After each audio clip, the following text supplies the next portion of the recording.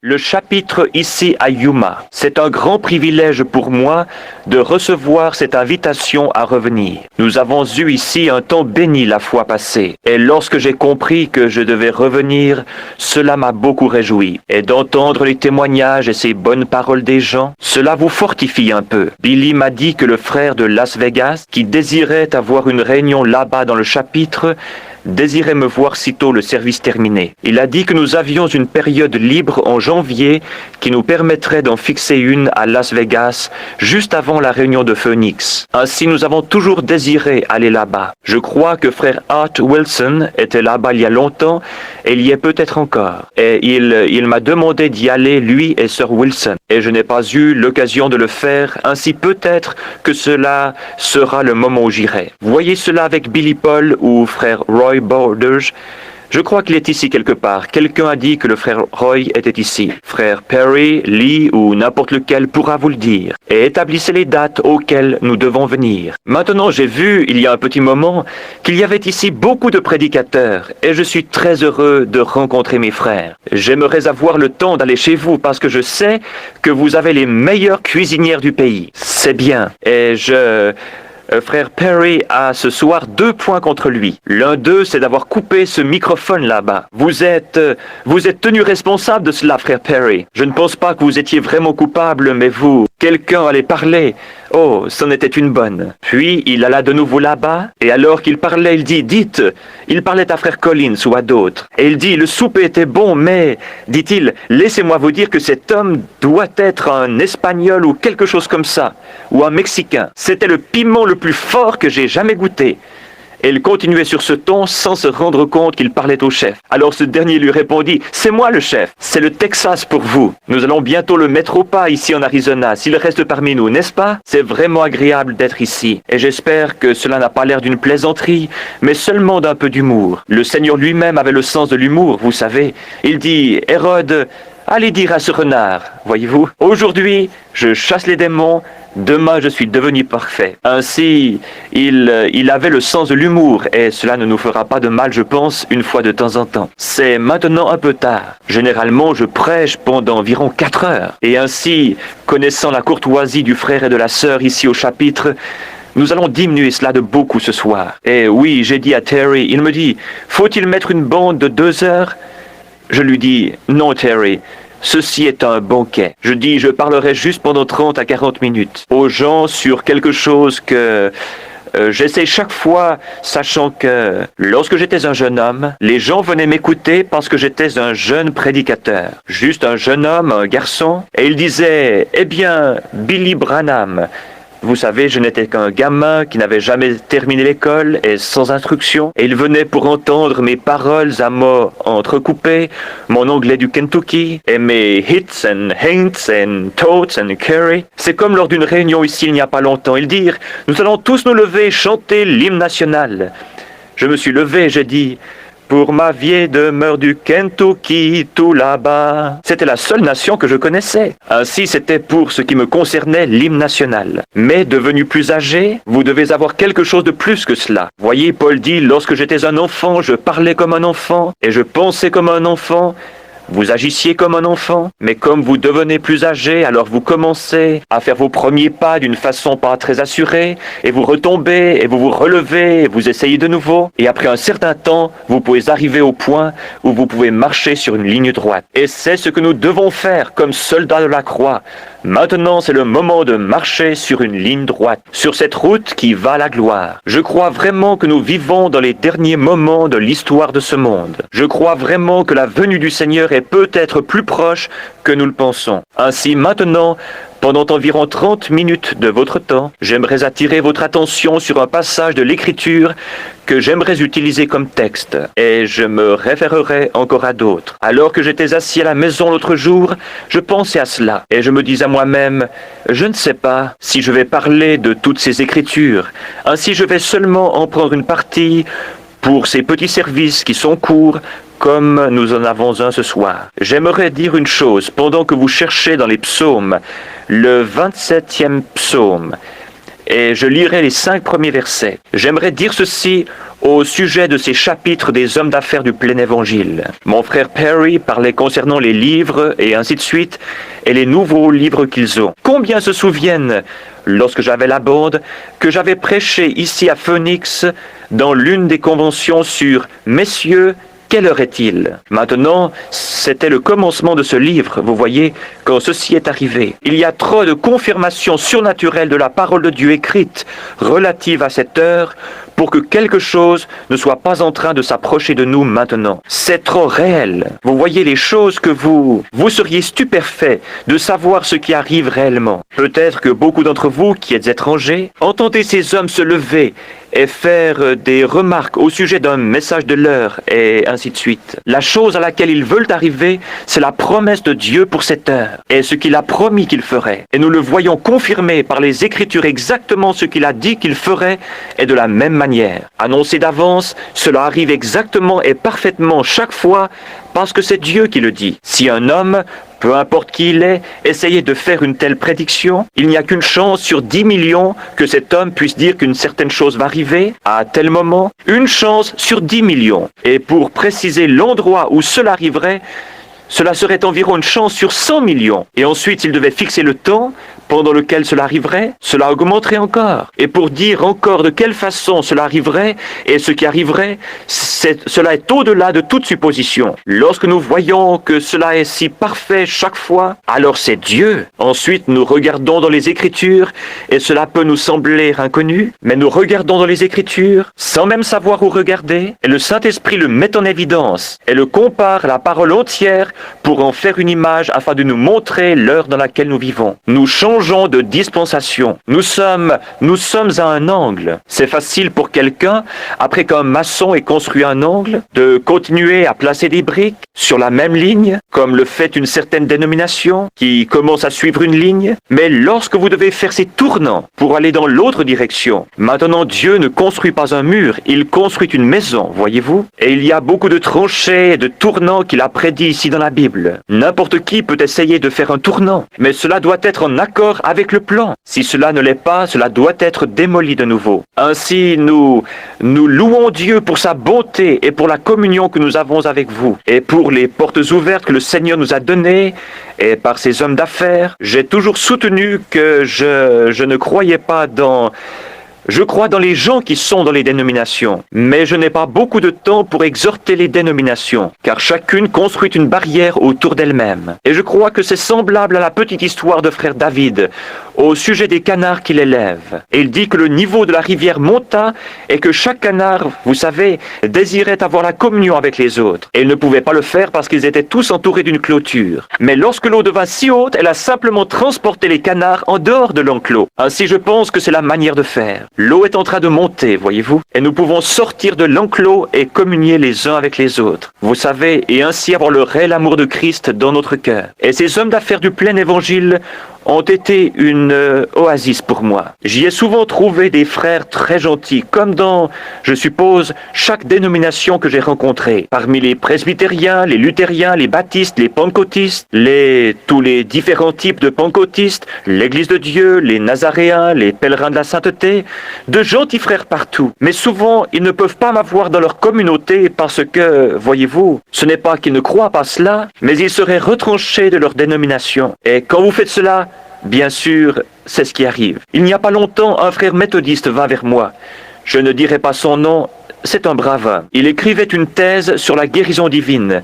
Et il vint vers moi pour discuter. Nous nous sommes assis, nous avons parlé pendant un petit moment. Il dit, la seule chose que nous avons contre vous, c'est que vous restez tout le temps autour de ces pentecôtistes. Je lui dis, alors que l'église méthodiste parraine cela, et je viendrai. C'était différent, voyez-vous. Il dit, bien sûr, je ne suis pas l'église méthodiste. Je lui appartiens seulement. Je dis, c'est cela, voyez-vous. Les pentecôtistes sont ceux qui ouvrent leurs portes, voyez-vous. Ce sont ceux vers qui je peux aller. Chez tous ceux qui ouvriront, nous sommes prêts à entrer. Comme dans l'Apocalypse chapitre 3, il dit, je me tiens à la porte et je frappe. Si quelqu'un ouvre la porte, j'entrerai et je souperai avec lui. Et c'était Jésus. J'ai toujours su que c'était le Christ. Et il est la parole. C'est vrai, il est la parole. Ainsi, les hommes d'affaires du plein évangile ont été une oasis dans laquelle nous pouvons nous rassembler. Aucune église ne parraine cela. Ces hommes viennent de différentes églises et nous nous rassemblons pour fraterniser partout, tout autour du monde. Et j'ai aidé à établir beaucoup de chapitres des hommes d'affaires du plein évangile à travers le monde entier. Je suis reconnaissant de l'occasion qui m'a été donnée de le faire. Là, les hommes d'affaires parrainent cela, ainsi toutes les églises qui le désirent viennent de toute façon. Je ne désire jamais essayer de tirer quelqu'un hors de son église. Restez dans votre église et diffusez la lumière, voyez-vous. Soyez un réel chrétien, votre pasteur vous appréciera. Soyez un réel, loyal et véritable saint. N'importe quel homme qui croit en Dieu appréciera une personne comme cela. Oui, monsieur. Maintenant, je remercie le frère ici et sa femme et ce chapitre pour cette opportunité. Puisse ce chapitre croître et voir les bénédictions de Dieu reposer sur lui. Puisse-t-il être un instrument dans la main de Dieu pour sauver des centaines et des centaines de personnes avant la venue du Seigneur. Et je dis cela aussi pour les autres chapitres ou leurs représentants ici présents. Dans le livre des psaumes, je désire parler sur un sujet très particulier ce soir, pour un petit moment. Quelques passages de l'Écriture sont écrits ici, et je pensais peut-être que ce soir je pensais parler sur un sujet différent. Mais voyant le temps passer, et désireux de ne pas vous retenir aussi longtemps, j'ai simplement regardé ici pour trouver quelques passages supplémentaires. Je désire parler sur le sujet de l'enlèvement. Voyez-vous, maintenant nous croyons qu'il y aura un enlèvement. Tous les chrétiens croient cela. Tous ceux qui lisent la Bible croient qu'il y aura un enlèvement. Et maintenant, comme donnée de base, nous allons lire le psaume 25. Je vous demande pardon, le psaume 27. Les versets 1 à 5. L'Éternel est ma lumière et mon salut. De qui aurais-je crainte? L'Éternel est le soutien de ma vie. De qui aurais-je peur? Quand des méchants s'avancent vers moi pour dévorer ma chair, ce sont mes persécuteurs et mes ennemis qui chancellent et tombent. Si une armée se campait contre moi, mon cœur n'aurait aucune crainte. Si une guerre s'élevait contre moi, je serai malgré cela plein de confiance. Je demande à l'Éternel une chose que je désire ardemment. Je voudrais habiter toute ma vie dans la maison de l'Éternel, pour contempler la magnificence de l'Éternel et pour admirer son temple. Car il me protégera dans son tabernacle au jour du malheur, il me cachera à l'abri de sa tente.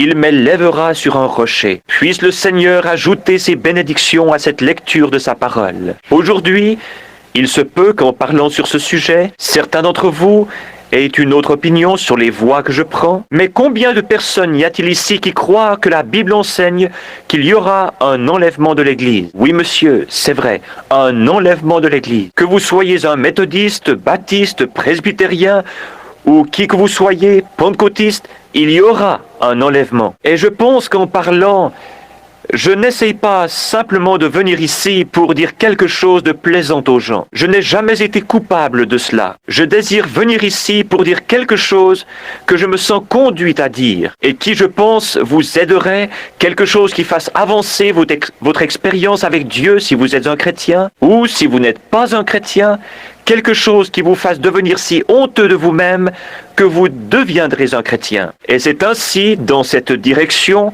que j'ai toujours essayé d'aligner mes pensées comme le Seigneur me guidait. Nous avons été avertis que dans les derniers jours, les gens se moqueraient de cette doctrine. Lisons cela une minute. C'est dans 2 Pierre chapitre 3. Prenons un moment pour lire ceci, le chapitre 3 et les versets 3 et 4. Voyons si cela n'est pas juste. Sachant avant tout que dans les derniers jours, il viendrait des moqueurs avec leur raillerie, marchant selon leur propre convoitise, et disant « Où est la promesse de son avènement ?» Car depuis que les pères sont morts, tout demeure comme dès le commencement de la création. Ils veulent ignorer, en effet, que des cieux existèrent autrefois par la parole de Dieu, de même qu'une terre tirée de l'eau est formée au moyen de l'eau, et que, par ces choses, le monde d'alors périt, submergé par l'eau. Nous voyons que la raison pour laquelle ce sujet est à ce point sous-estimé, c'est que le prophète a dit ici que dans les derniers jours ces moqueurs viendraient, disant ces choses. Voyez-vous, cela a été prédit. La raison pour laquelle les gens agissent aujourd'hui comme ils le font, vous êtes prévenus, car la Bible dit que dans les derniers jours, ils seraient emportés, enflés d'orgueil, aimant le plaisir plus que Dieu, déloyaux, calomniateurs, intempérants, ennemis des gens de bien, ayant l'apparence de la piété, mais reniant ceux qui ont fait la force.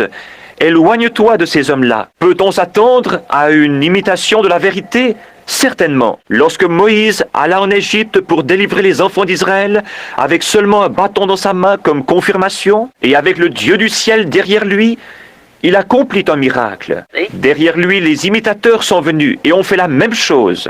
Voyez-vous, ils sont venus en second, après qu'il l'ait fait premièrement. Alors ils sont venus parce qu'ils copiaient ce qui avait été fait. Ils imitaient l'original. Nous voyons cela. Et maintenant vous dites, mais cela c'était du temps de Moïse.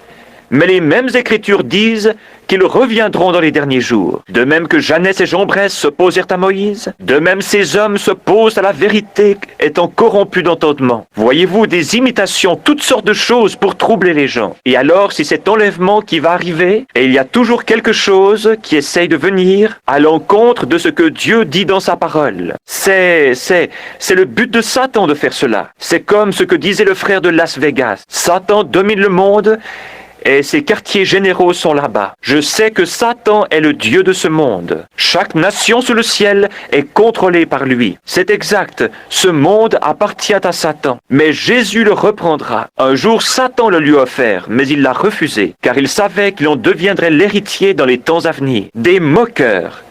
Restons un moment sur ce mot avant que nous allions plus loin. Des moqueurs. Je lisais il y a 2 semaines environ à Tucson un journal où il était dit qu'un Anglais venant d'Angleterre avait fait une déclaration. Cela se trouvait dans le titre du journal, que la crucifixion de notre Seigneur Jésus-Christ était seulement un coup monté entre Pilate et Jésus, et qu'il était seulement venu pour se faire passer pour quelqu'un. Et il ne nous est pas possible de réfuter cela, car toutes les choses de Dieu doivent être reçues par la foi. Nous devons le croire. Et il continua en donnant une description sur la manière dont cela pouvait être fait. Regardez, il n'y a pas longtemps dans cette grande nation qu'est l'Angleterre, là où John Wesley et Charles et beaucoup de ces grands prédicateurs du début, Spurgeon et les autres, ont prêché l'évangile dans les granges et partout là-bas. Ils rejetèrent le message de leur jour et regardez ce qu'ils sont aujourd'hui. C'est à cet endroit que frère Williams et d'autres se trouvent ce soir. C'est l'un des pays les plus bas et les plus dégradés du monde. J'ai été partout dans le monde, mais je n'en connais aucun qui soit aussi illégitime que l'Angleterre. Billy Graham a dit la même chose. Il dut sortir avec sa femme des parcs, car il y avait des actes entre hommes et femmes qui se passaient publiquement sous leurs yeux. Lorsque j'étais là-bas, je n'ai jamais rien vu qui puisse briser le cœur d'un homme plus que ce qui se passe en Angleterre. Un pays qui a eu l'occasion et qui une fois a conduit le monde dans une réforme. Cela montre simplement comment on peut tomber. Mais voyez-vous, ce qui produit cela, c'est qu'en ce temps-là, le message fut proclamé et qu'aujourd'hui, les Anglais essaient de s'accrocher à ce même message. Cela ne marchera pas aujourd'hui. Cela ne marchera pas. Que serait-il arrivé si Moïse était venu et avait apporté le message de Noé? Nous allons construire une arche et nous mettre à flotter sur le Nil. Cela n'aurait pas marché. Et le message de Jésus n'aurait pas non plus marché pour Moïse. Et le message de Wesley ne marche pas non plus pour Luther ou le message de Luther pour Wesley. Et aujourd'hui, notre dernière grande réforme est la Pentecôte. Et aujourd'hui, nous nous éloignons de cela. Et le message pentecôtiste ne se mélange pas avec ceci, parce que c'est maintenant un autre jour. Tout cela est la parole de Dieu, mais l'édifice se construit, en commençant par les pieds, puis les bras, et en montant pour former une épouse pour l'enlèvement. Voyez-vous, cela n'évince pas les gens qui sont avant, car ils vécurent en fonction de leur message. Tous ceux qui étaient dans l'épouse sortiront. C'est pareil à la vie qui traverse une tige de blé. Elle quitte le grain de blé qui tomba dans le sol afin de former la plante elle-même. Il n'y a pas longtemps, j'ai lu le livre qu'un Allemand avait écrit dans le but de critiquer. Il dit de tous des fanatiques qu'il y a dans le monde, William Branham les dépasse tous. Il dit, il n'est rien d'autre il est un magicien. Il fait ces choses. Vous voyez, l'homme ne sait pas. Et cet homme était un critique. Il ne croyait même pas en Dieu. Il dit, un Dieu qui a pu rester pendant les âges sombres, avec ses mains croisées sur son ventre, et se moquer de mères chrétiennes, et de ceux qui étaient censés être ses propres disciples, de ses mères avec de petits enfants, et les laisser être dévorés par des lions, sans même faire un geste. Vous voyez comme l'esprit charnel et l'instruction ne peuvent saisir la vision? Ce grain de blé devait tomber dans le sol. Jésus dut mourir pour ressusciter de nouveau. Et l'église de la Pentecôte dut faire de même. Elle dut aller dans le sol pendant ces âges sombres. Chaque graine qui va dans le sol doit rester dans le noir afin de pouvoir se reproduire. Mais elle commença à germer avec Martin Luther, continua au travers de Wesley de la Pentecôte. Et maintenant c'est dans le grain. Et les systèmes dénominationnels sont laissés en arrière. Ils ne sont que des tiges. C'est tout. Le système dénominationnel doit être brûlé. Mais le véritable grain de blé qui sort de chacune de ces réformes sera enlevé dans l'épouse. Cela formera complètement l'épouse. Maintenant, nous voyons qu'en Angleterre, ils imitèrent la crucifixion il n'y a pas longtemps. C'était un groupe de ces garçons aux longs cheveux qui criaient et appelaient Jésus petit père et tout le reste. C'est une telle racaille. Maintenant, vous dites, cela c'est à Londres, en Angleterre. Mais regardez ce qu'il y avait dans le journal la semaine dernière, ici en Amérique. Un docteur en théologie d'une certaine école a dit que la crucifixion était un coup monté et que Jésus avait seulement essayé de se faire passer pour cela et qu'il avait bu du mandragore et que cela, nous voyons que l'on est parlé dans la Genèse. C'est une plante un peu comme la marijuana. On la trouve là-bas en Orient. Et si vous en buvez, cela vous fera dormir. Et vous serez comme mort pendant 2 ou 3 jours de suite. Il dit que lorsqu'ils lui donnèrent du vinaigre et du fiel, c'est tout à fait possible que ce fût du mandragore à la place. Et lorsqu'ils lui donnèrent cela, il s'effondra comme s'il était mort. Ils le mirent dans la tombe. Et le couchèrent là. Et après 2 ou 3 jours, bien sûr, en retournant là-bas, il était de nouveau réveillé et parfaitement bien. Et dit-il, il alla ensuite en Inde et mourut quelque part d'une mort ordinaire, essayant de truquer une religion. Premièrement, ce critique. Que se passe-t-il avec les gens? Voyez-vous, il y a des moqueurs. Parce que nous vivons dans le jour où la prophétie s'accomplit. Dieu a distribué sa parole dans chaque âge. Et chacun de ces âges doit manifester cela. Il a aussi ordonné d'avance des hommes pour accomplir cette parole dans les âges. Chaque fois qu'il a distribué sa parole, il a destiné un homme pour cela. Du temps de Moïse, il a destiné Moïse. Lorsqu'il décida du moment où le Fils de Dieu devait naître, il le destina à cela. Pour chaque âge, il a destiné ces hommes. Il les a ordonnés d'avance, comme le dit la Bible. Rien, si Dieu est infini, tout-puissant, omnipotent, omniprésent, omniscient, il savait toutes choses depuis le commencement. Il n'y a rien qui ne soit à sa place. C'est seulement nous qui le pensons. Tout marche. Si vous regardez dans sa parole, et si vous voyez ce qu'il fait, alors vous comprendrez. Maintenant, pensez à cela. Premièrement, si ce prédicateur avait réfléchi, il aurait vu que lorsqu'ils mirent ce vinaigre, ce fiel dans sa bouche, il le cracha. Premièrement, il ne le prit pas, voyez-vous. Ce ne sont que des moqueurs. Autre chose, comment ce Jésus de Nazareth, comment sa vie a-t-elle concordé avec chaque prophétie de l'Ancien Testament? Comment cela put-il être? Cela n'aurait pas pu être sans avoir été ordonné de Dieu. Sa vie concordait avec chaque prophétie de l'Ancien Testament. Autre chose, si ses disciples avaient monté cela, pourquoi chacun d'entre eux est-il mort en martyr? Et même l'apôtre Pierre a dit, « Mettez-moi avec la tête en bas, je ne suis pas digne de mourir comme lui. » Ils prirent André et le mirent de côté sur la croix. Ils scellèrent tous leur témoignage avec leur propre sang. Ils croyaient en lui et ils l'aimaient et ils donnèrent leur vie pour lui. S'il était un truqueur, pourquoi aurait-il fait cela? Vous voyez, les gens ne comprennent pas l'application spirituelle. Il n'y a pas longtemps de cela,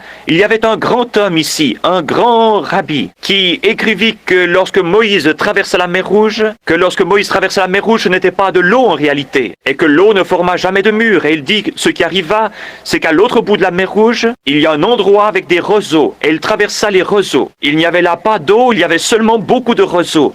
Et ils traversèrent une sorte d'océan de roseaux. Et beaucoup d'ecclésiastiques croient cela. Et ils l'acceptent. Tenez, il n'y a pas longtemps, lorsque le premier astronaute fit son vol, lorsqu'il revint, il n'avait rien vu de Dieu. Cela a même troublé des prédicateurs. Ils pensaient que Dieu vivait quelque part ici en haut, à quelques 225 kilomètres. Oh là là, l'instruction et la sagesse de ce monde ont transformé l'Église en un tas de mauvaises herbes. L'instruction et le système d'enseignement, la science et la civilisation, ces choses-là sont du diable. C'est la civilisation du diable, la Bible dit. Et notre civilisation qui va venir n'aura rien à voir du tout avec cette civilisation. Cela n'a rien à voir du tout avec elle. Ce sera une civilisation différente. Dans cette civilisation et dans ce monde scientifique que nous avons, plus nous devenons scientifiques, plus nous avançons vers la mort, avec ses choses et ses pièges pour tuer et tout le reste. Dans cette nouvelle civilisation, il n'y aura pas la mort, pas la maladie, pas la tristesse et pas la souffrance. Voyez-vous, là, il n'y en aura pas. Ainsi, cette civilisation devra être détruite, parce qu'elle est du diable. Nous découvrons dans Genèse 4 que ce sont les gens du côté de Caïn qui commencèrent la civilisation, en construisant des villes et des cités, et ainsi de suite, et des instruments de musique, et qui se tournèrent vers la science. Et ainsi les gens s'éloignèrent encore plus de Dieu. Pourtant, ils étaient religieux. Mais c'est du côté des gens de Seth qu'ils commencèrent à invoquer le nom de l'Éternel. Vous parlez de quelque chose de subtil. Je ne suis pas ici pour blesser les sentiments de quiconque ou pour dire quelque chose au sujet d'une église. Et si vous êtes ici et que vous apparteniez à cette église, je ne dis pas ceci afin de blesser vos sentiments. Car il y a dans cette église autant de bonnes personnes que dans les autres églises. Mais je lisais à Shreveport la semaine dernière une déclaration que fit l'Église catholique. Et nous voyons de quelle manière ils se rassemblent tous maintenant dans ce grand conseil œcuménique, accomplissant exactement ce que la Bible a dit qu'ils feraient. Exactement. Ils disent, mais la Bible... Certains protestants veulent s'accrocher à cette Bible. La Bible n'est rien d'autre qu'un livre sur l'histoire de l'Église. Et ils ne l'avaient sous forme de littérature pas jusqu'à ce qu'il y a environ 250 ans. Cela a toujours été l'Église. C'était l'Église, pas la Bible. Et la Bible n'est que le compte-rendu de ce que fit l'Église. Quel mensonge subtil que cela. Car nous avons eu la Bible pendant 3000 ans. L'Ancien Testament a été écrit des centaines et des centaines d'années avant la venue de Christ. Ce n'est qu'un mensonge subtil du diable. Nous découvrons que dans ce jour où il y a ces moqueries et ces railleries au sujet de la Bible, et alors que l'on essaye de la mettre dehors, Dieu doit juger l'Église par quelque chose. Il ne peut pas être juste, ils ne peuvent pas descendre cette rue et m'arrêter me disant que je fais 45 km à l'heure, dans une zone où il faut faire 30 km à l'heure, à moins qu'il n'y ait là quelque chose qui me dise que je ne suis pas autorisé à aller plus vite que 30 km. Cela doit être là, et Dieu va juger les gens un jour. Nous savons cela, il y a un jugement qui va venir. S'il va les juger par l'Église catholique, par laquelle d'entre elles? S'il va les juger par l'Église méthodiste, les baptistes sont perdus. S'il les juge par les unitaires, les binitaires sont perdus. Par quoi va-t-il les juger? Il a dit qu'il les jugerait par Christ, et Christ est la parole. Ainsi, c'est par la parole de Dieu que Dieu les jugera. Au commencement était la parole, et la parole était avec Dieu, et la parole était Dieu. Et la parole fut faite chair et habita parmi nous, le même hier, aujourd'hui et éternellement. Voyez-vous, ainsi, il les jugera par sa parole. Nous voyons qu'en ce jour, ils essayent de pousser la Bible dehors et d'accepter l'Église. La Bible, ils ne la veulent pas, afin qu'ils puissent fabriquer toutes sortes de credos ou autres et marcher d'après eux. Alors que je parlais l'autre soir à Shreveport au sujet de la communion, je leur ai montré que lorsqu'ils offraient cet agneau en sacrifice, il ne devait pas y avoir de levain parmi eux pendant la durée des 7 jours. Pas de levain, pas de pain avec du levain. Tout devait être sans levain. Cela représentait les 7 âges de l'Église dont nous parlons ici dans le livre. Il ne devait y avoir ni levain, ni rien d'autre qui soit mélangé à cela. Et nous avons mélangé des credos et des dénominations et tout le reste à la parole. Et nous essayons toujours de l'appeler la parole. Il n'y aura pas de levain pendant les 7 jours entiers. Et même ce que vous mangez aujourd'hui, n'essayez pas de le garder pour demain, mais brûlez-le avant le lever du jour, car il y a un nouveau message qui vient et une nouvelle chose. Voyez-vous, ils essayent de le conserver. Cela a été l'attitude de l'Église. Il se produit un réveil, et la première chose que vous savez, dans les 3 ans qui suivent, ils commencent une organisation avec cela. La dénomination crée une organisation. Mais avez-vous remarqué que ce message a balayé le monde durant 20 ans maintenant, sans former d'organisation. Et il n'y en aura jamais plus. C'est la fin. Le blé est revenu au blé. Le blé est revenu à son grain. La balle s'est retirée de lui. Et le blé doit demeurer dans la présence du soleil pour mûrir. N'est-il pas étrange qu'il y ait eu, il n'y a pas longtemps, sur la côte Est, ce grand obscurcissement? Ils ne pouvaient pas comprendre cela. Il y eut la même chose au Texas la semaine passée. Ils ne peuvent pas comprendre cela. Ne réalisez-vous pas que c'est un signe? Ne savez-vous pas que les nations se disloquent? Israël est dans sa patrie, et ces signes indiquent que nous sommes à la fin. Au même moment que cela s'obscurcit, ne savez-vous ne savez-vous pas que c'est un signe et que le prophète a dit, mais vers le soir, la lumière paraîtra? Ainsi, il y aura une lumière qui paraîtra vers le soir, lorsque tout s'obscurcit et que les choses vont au train où elles vont maintenant. Regardez comme ça c'est obscurci. Le pape vient de venir ici. Vous souvenez-vous au tabernacle? Vous avez tous les bandes, je pense. De quelle manière le Seigneur a montré ce jour-là, dans le tabernacle, exactement où ces âges de l'Église seraient et comment ils seraient. Et je les avais dessinés sur le tableau là-bas. Ce sont les âges de l'Église que vous voyez dessinés ici dans le livre. Le Saint-Esprit n'est-il pas descendu dans une grande colonne de feu et ne les a-t-il pas dessinés lui-même sur le mur alors que 300 à 400 personnes étaient assises là en train de le regarder? Et comme le pape commençait sa tournée par ici, la lune s'obscurcit et ils prirent des photographies et c'était pareil à ceux qui avaient été dessinés là-bas sur la plateforme. Il a fait son voyage ici le 13, a marché sur 13 marches, a servi la communion à 13, à une nation qui est le nombre 13, et cela s'est obscurci partout. Ne voyez-vous pas où nous en sommes? Nous sommes à la fin des temps. Des moqueurs se lèveront dans les derniers jours disant: il n'y a aucune différence entre maintenant et le temps où nos pères s'endormirent. Mais lorsque vous voyez ces choses qui commencent à arriver, levez la tête, préparez-vous. Quelque chose pourrait arriver d'un instant à l'autre. Christ revient pour son Église. Ils ne croient pas cela. Ils ne réalisent pas que ce sont eux qui accomplissent les Écritures. Les gens ne réalisent vraiment pas qu'en faisant ces choses, et qu'en disant ces choses, ils accomplissent les Écritures. Combien peu Caïphe, le grand sacrificateur, et tous ces prêtres de ce temps-là qui se moquaient de lui, combien peu se rendaient compte que le Dieu lui-même, au sujet duquel il chantait dans le temple, « Mon Dieu, pourquoi m'as-tu abandonné ?» Le psaume 22. Ils ont percé mes mains et mes pieds, que c'était lui qui mourait là-bas sur la croix. Combien peu se rendaient-ils compte qu'il faisait cela? Même Jésus pria en disant, « Père, pardonne-leur, car ils ne savent ce qu'ils font. » Car les Écritures avaient prédit qu'ils seraient aveugles. Saviez-vous qu'il a aussi été prédit dans les Écritures que l'Église protestante et l'Église catholique seraient aveugles dans les derniers jours et que Christ serait à l'extérieur essayant d'entrer? Parce que tu dis, je suis riche et je n'ai besoin de rien, et parce que tu ne sais pas que tu es misérable, pauvre, malheureux, nu et aveugle. Apocalypse 3. Vous y êtes, ils sont de nouveau aveugles, foulant aux pieds les choses de Dieu, comme s'ils ne voulaient rien dire pour eux.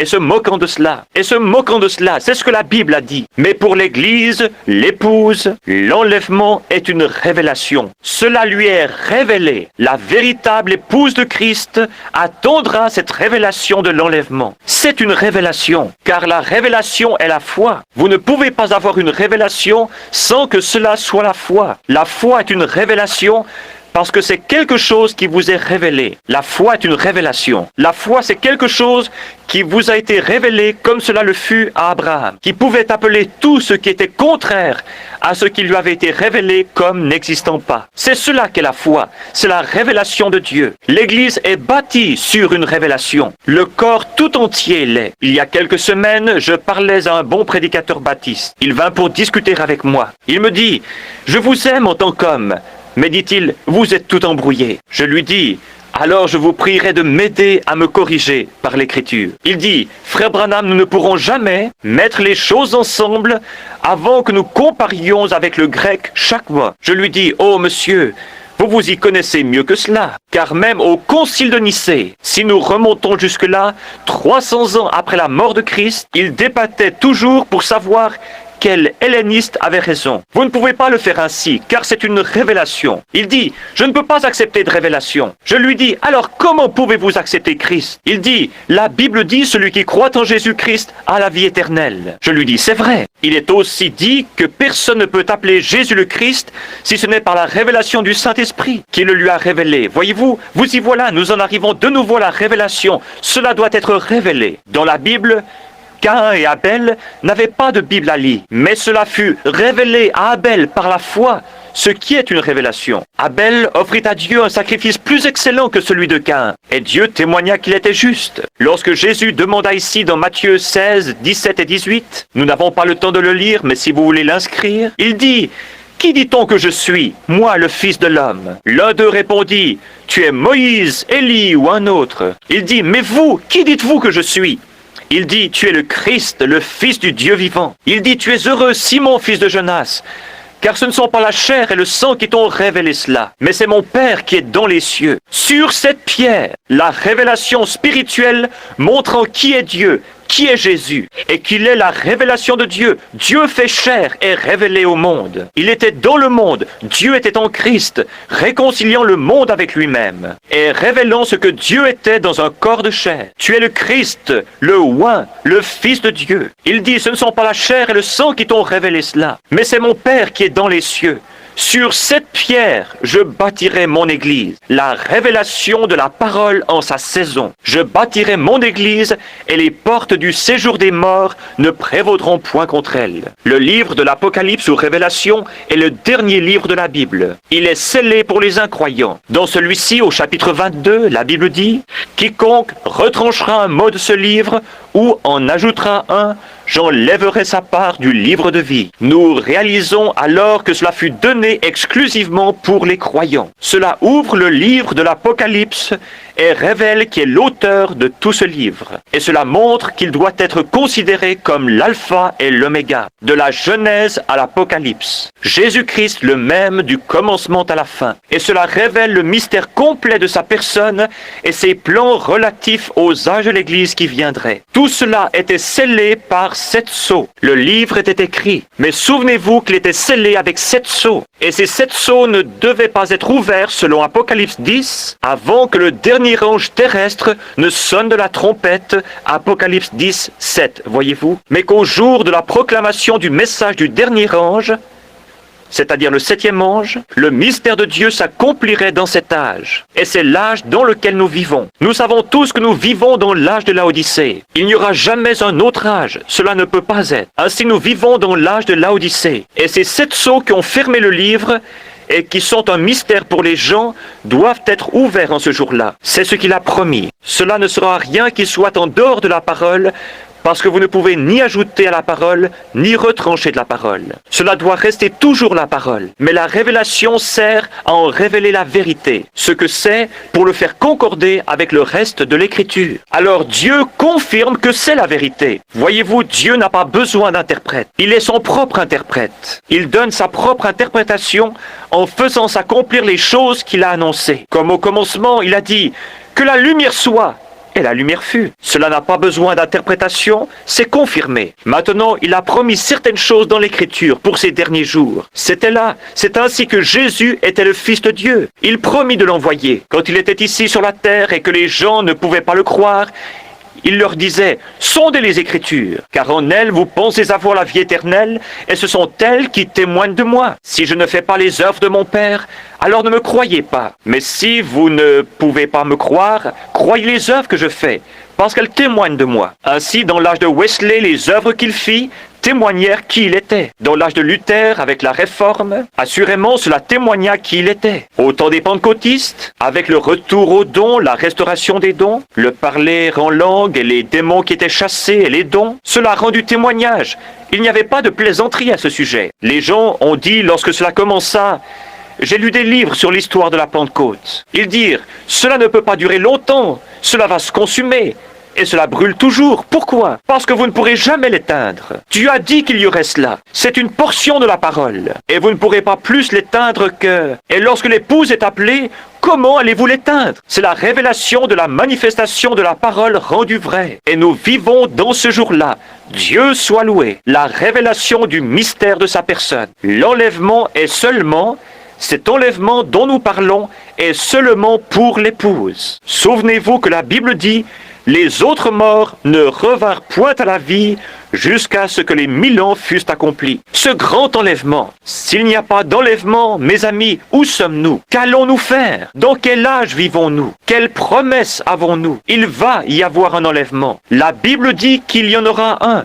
Et il est seulement pour les élus, seulement pour la dame élue, l'épouse qui est sortie en ce jour, l'Église. Le mot Église signifie appelé hors de. Et comme Moïse appela une nation hors d'une nation, le Saint-Esprit appelle une épouse hors d'une église. Une église hors d'une église. Ce sont des membres venant de toutes les dénominations qui forment l'épouse. L'arbre épouse, comme il en est parlé dans la bande, l'arbre épouse. Une épouse appelée, sortant. L'épouse et elle seule sera dans l'enlèvement. Rien d'autre que l'épouse. Rien d'autre que l'épouse. Les élus connus d'avance par Dieu depuis le commencement. Les gènes spirituels du Père. Laissez-moi m'arrêter ici une minute. Je deviens nerveux à penser que je vais vous garder trop longtemps. Mais remarquez, regardez, chacun d'entre vous, savez-vous que plusieurs années avant que vous naissiez, vous étiez dans votre Père en tant que gène? En tant que gène, c'est vrai, le germe d'une semence était dans votre Père. Et il vient du sexe mâle, pas du sexe femelle, voyez-vous? La femelle fournit l'œuf, le champ d'ensemencement. Mais le germe vient du... Par exemple, mon père ou mon fils qui est ici, lorsque j'avais 16 ans, mon fils était en moi. Je ne le connaissais pas, mais il était là. Maintenant, au travers d'un champ d'ensemencement, au travers du mariage, il est devenu à mon image. Je le connais, je peux communiquer avec lui. Et il est venu lorsque c'était le bon moment. Pareillement, si vous avez la vie éternelle, vous étiez en Dieu avant même qu'il y ait un monde. Vous êtes une partie, un fils de Dieu, un attribut de Dieu. Il savait l'âge dans lequel vous viendriez. Il vous a prédestiné à prendre cette place-là dans cet âge. Et personne d'autre ne peut la prendre. Peu importe combien il y a d'imitations, vous devez être là parce qu'il savait que vous y seriez. Maintenant, vous êtes rendu manifeste. Maintenant, vous pouvez fraterniser avec lui et c'est ce qu'il désire. Il désire ardemment cette communion, être adoré. Mais si votre vie n'était pas depuis toujours un attribut en Dieu, vous n'êtes qu'un imitateur du christianisme. Voyez-vous, il y en aura des milliards et des milliards qui ne seront que des imitateurs du christianisme. Il y a une remarque que j'ai faite récemment. J'ai observé frère Demos Shakarian là-bas, alors qu'ils étaient en train d'hybrider le bétail. Et j'ai observé les tubes d'essai et ainsi de suite, comme ils étaient pris par les vétérinaires. Dans l'éjaculation du mâle, il y a environ 1 million de germes qui sortent de lui chaque fois, et environ 1 million d'œufs viennent de la femelle au même moment. Mais saviez-vous que parmi tous ces petits germes qui se déplacent, 1 million d'entre eux, il n'y en a qu'un qui est ordonné à vivre, et il y a seulement un œuf qui est fertile, et ce petit germe va se faufiler parmi tous les autres petits germes, il va passer par-dessus d'autres petits germes qui lui ressemblent parfaitement, et passera au-dessus de celui-ci et au-dessus de celui-là pour trouver cet œuf fertile, et il pénétrera à l'intérieur de celui-ci. Et ensuite, tous les autres meurent. On parle de la naissance virginale, mais elle est à moitié moins mystérieuse que la naissance physique. Voyez plutôt comme cette ordonnée d'avance est prédestinée par Dieu. Maintenant, au commencement, très loin en arrière, beaucoup d'années avant que commence le temps, si vous êtes un chrétien né de nouveau ce soir, vous étiez alors en Dieu votre Père. Et c'est pourquoi lorsque vous venez dans cette vie, ici, et professez le christianisme, et que tout va de travers, alors vous vous demandez pourquoi ceci et pourquoi tout cela. Vous vous êtes posé des questions à ce sujet. Mais un jour, quelque chose vous a frappé. Qu'était-ce? C'était cette vie qui était là au fond depuis le commencement. Et si vous connaissez ma petite histoire au sujet de la mère aigle qui cherchait son petit, vous m'avez entendu prêcher là-dessus, montrant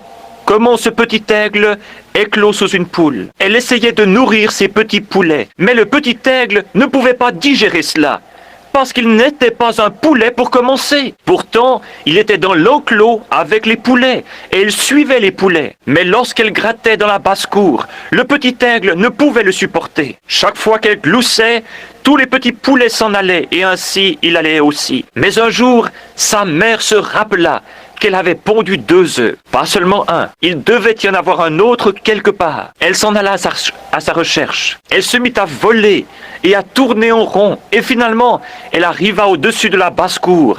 Et là, elle découvrit son bébé. Elle poussa un cri. Il réalisa que cette voix était la chose qui correspondait. C'était ce qu'il cherchait, voyez-vous. Et il réalisa alors qu'il n'était pas un poulet, il était un aigle. Et c'est ainsi avec chaque chrétien né de nouveau. Lorsque vous venez, peu m'importe à combien de dénominations vous vous êtes joints, ou sur combien de livres vous avez mis votre nom, lorsque cette réelle parole de Dieu est confirmée, est rendue vraie devant vous comme cela, vous réalisez à ce moment-là que vous êtes un aigle. Parce que tout le gloussement de cette poule, joignez-vous à ceci et joignez-vous à cela, et allez dans cette direction, allez dans celle-là. C'est absurde. Il faut véritablement ajouter parole sur parole. Lorsqu'un germe vient dans la matrice de la femelle, il ne prend pas, vous n'êtes pas devenu un germe humain venant de votre père, et ensuite un germe venant d'un chien, et ensuite venant d'un chat, et ensuite d'un poulet. C'était tout du germe humain. Et le corps de Jésus-Christ, l'épouse sera une partie de son corps, lequel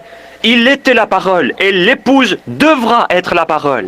La parole, ajoutée à la parole, ajoutée à la parole. La justification de Luther, la sanctification de Wesley, le baptême du Saint-Esprit des pentecôtistes, la restauration des dons, et tout le reste va avec. Cela doit être la parole sur la parole, le germe sur le germe, la vie sur la vie, pour produire la stature complète de l'épouse du Seigneur Jésus-Christ. Maintenant, souvenez-vous que vous étiez un attribut, et maintenant, après que nous ayons découvert ces choses et que Christ revient pour son épouse, comment entrons-nous donc dans cette épouse? C'est la question. Beaucoup disent « Joignez-vous à notre congrégation ». L'un d'entre eux désire un certain type de baptême. L'un veut faire ceci ou cela. L'un dit que vous devez parler en langue, sinon vous ne l'avez pas. L'autre dit que vous n'avez pas besoin de parler en langue. Celui-ci dit que vous devez danser dans l'esprit.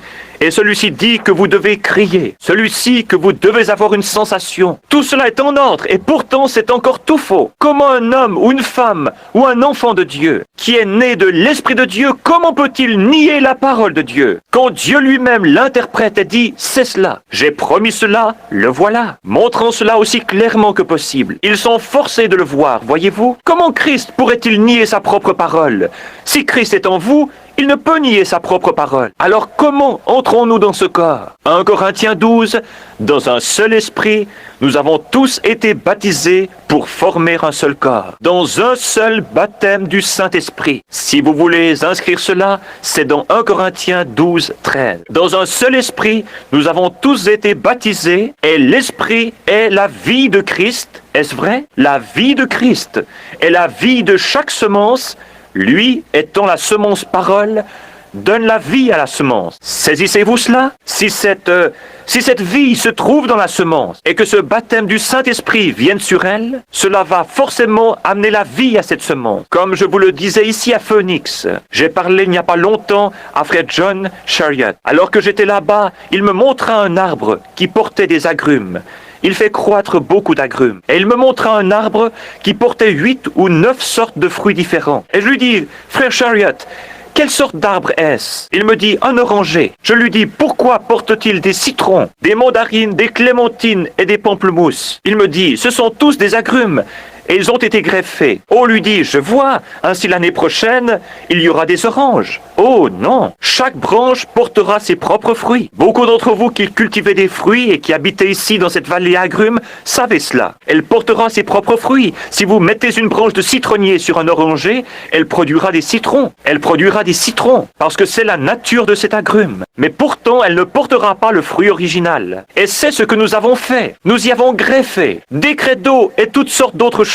Toutes sortes d'autres choses. Comment les méthodistes pourraient-ils enfanter autre chose qu'un enfant méthodiste? Comment n'importe quelle dénomination pourrait-elle enfanter autre chose qu'un enfant dénominationnel? Mais si une branche originelle sort de cet arbre, elle produira des oranges. Et alors si Dieu fait quelque chose dans l'Église, ce sera original et à nouveau exactement avec la parole. Cela doit être ainsi, parce que la vie est dans l'arbre et il produit selon son espèce. Maintenant, nous voyons que cette grande église s'est déplacée pendant les âges en portant son fruit. Et comme les branches arrêtaient de produire, il les émondait. Dans Saint Jean 15, il n'a jamais émondé le cep, mais il a enlevé les branches. Il les a coupées parce qu'elles ne portaient pas de fruits. Jésus veut du fruit pour lui-même. Sa femme doit enfanter des enfants semblables à lui. Alors, si elle n'enfante pas d'enfants, des enfants épouses, des enfants paroles, alors c'est un enfant dénominationnel. Elle est donc retournée à son premier amour pour le monde et dénomination. Elles ne peuvent pas enfanter un réel et véritable chrétien né de nouveau parce qu'il n'y a là rien pour le faire. De même, si vous prenez une branche de citronnier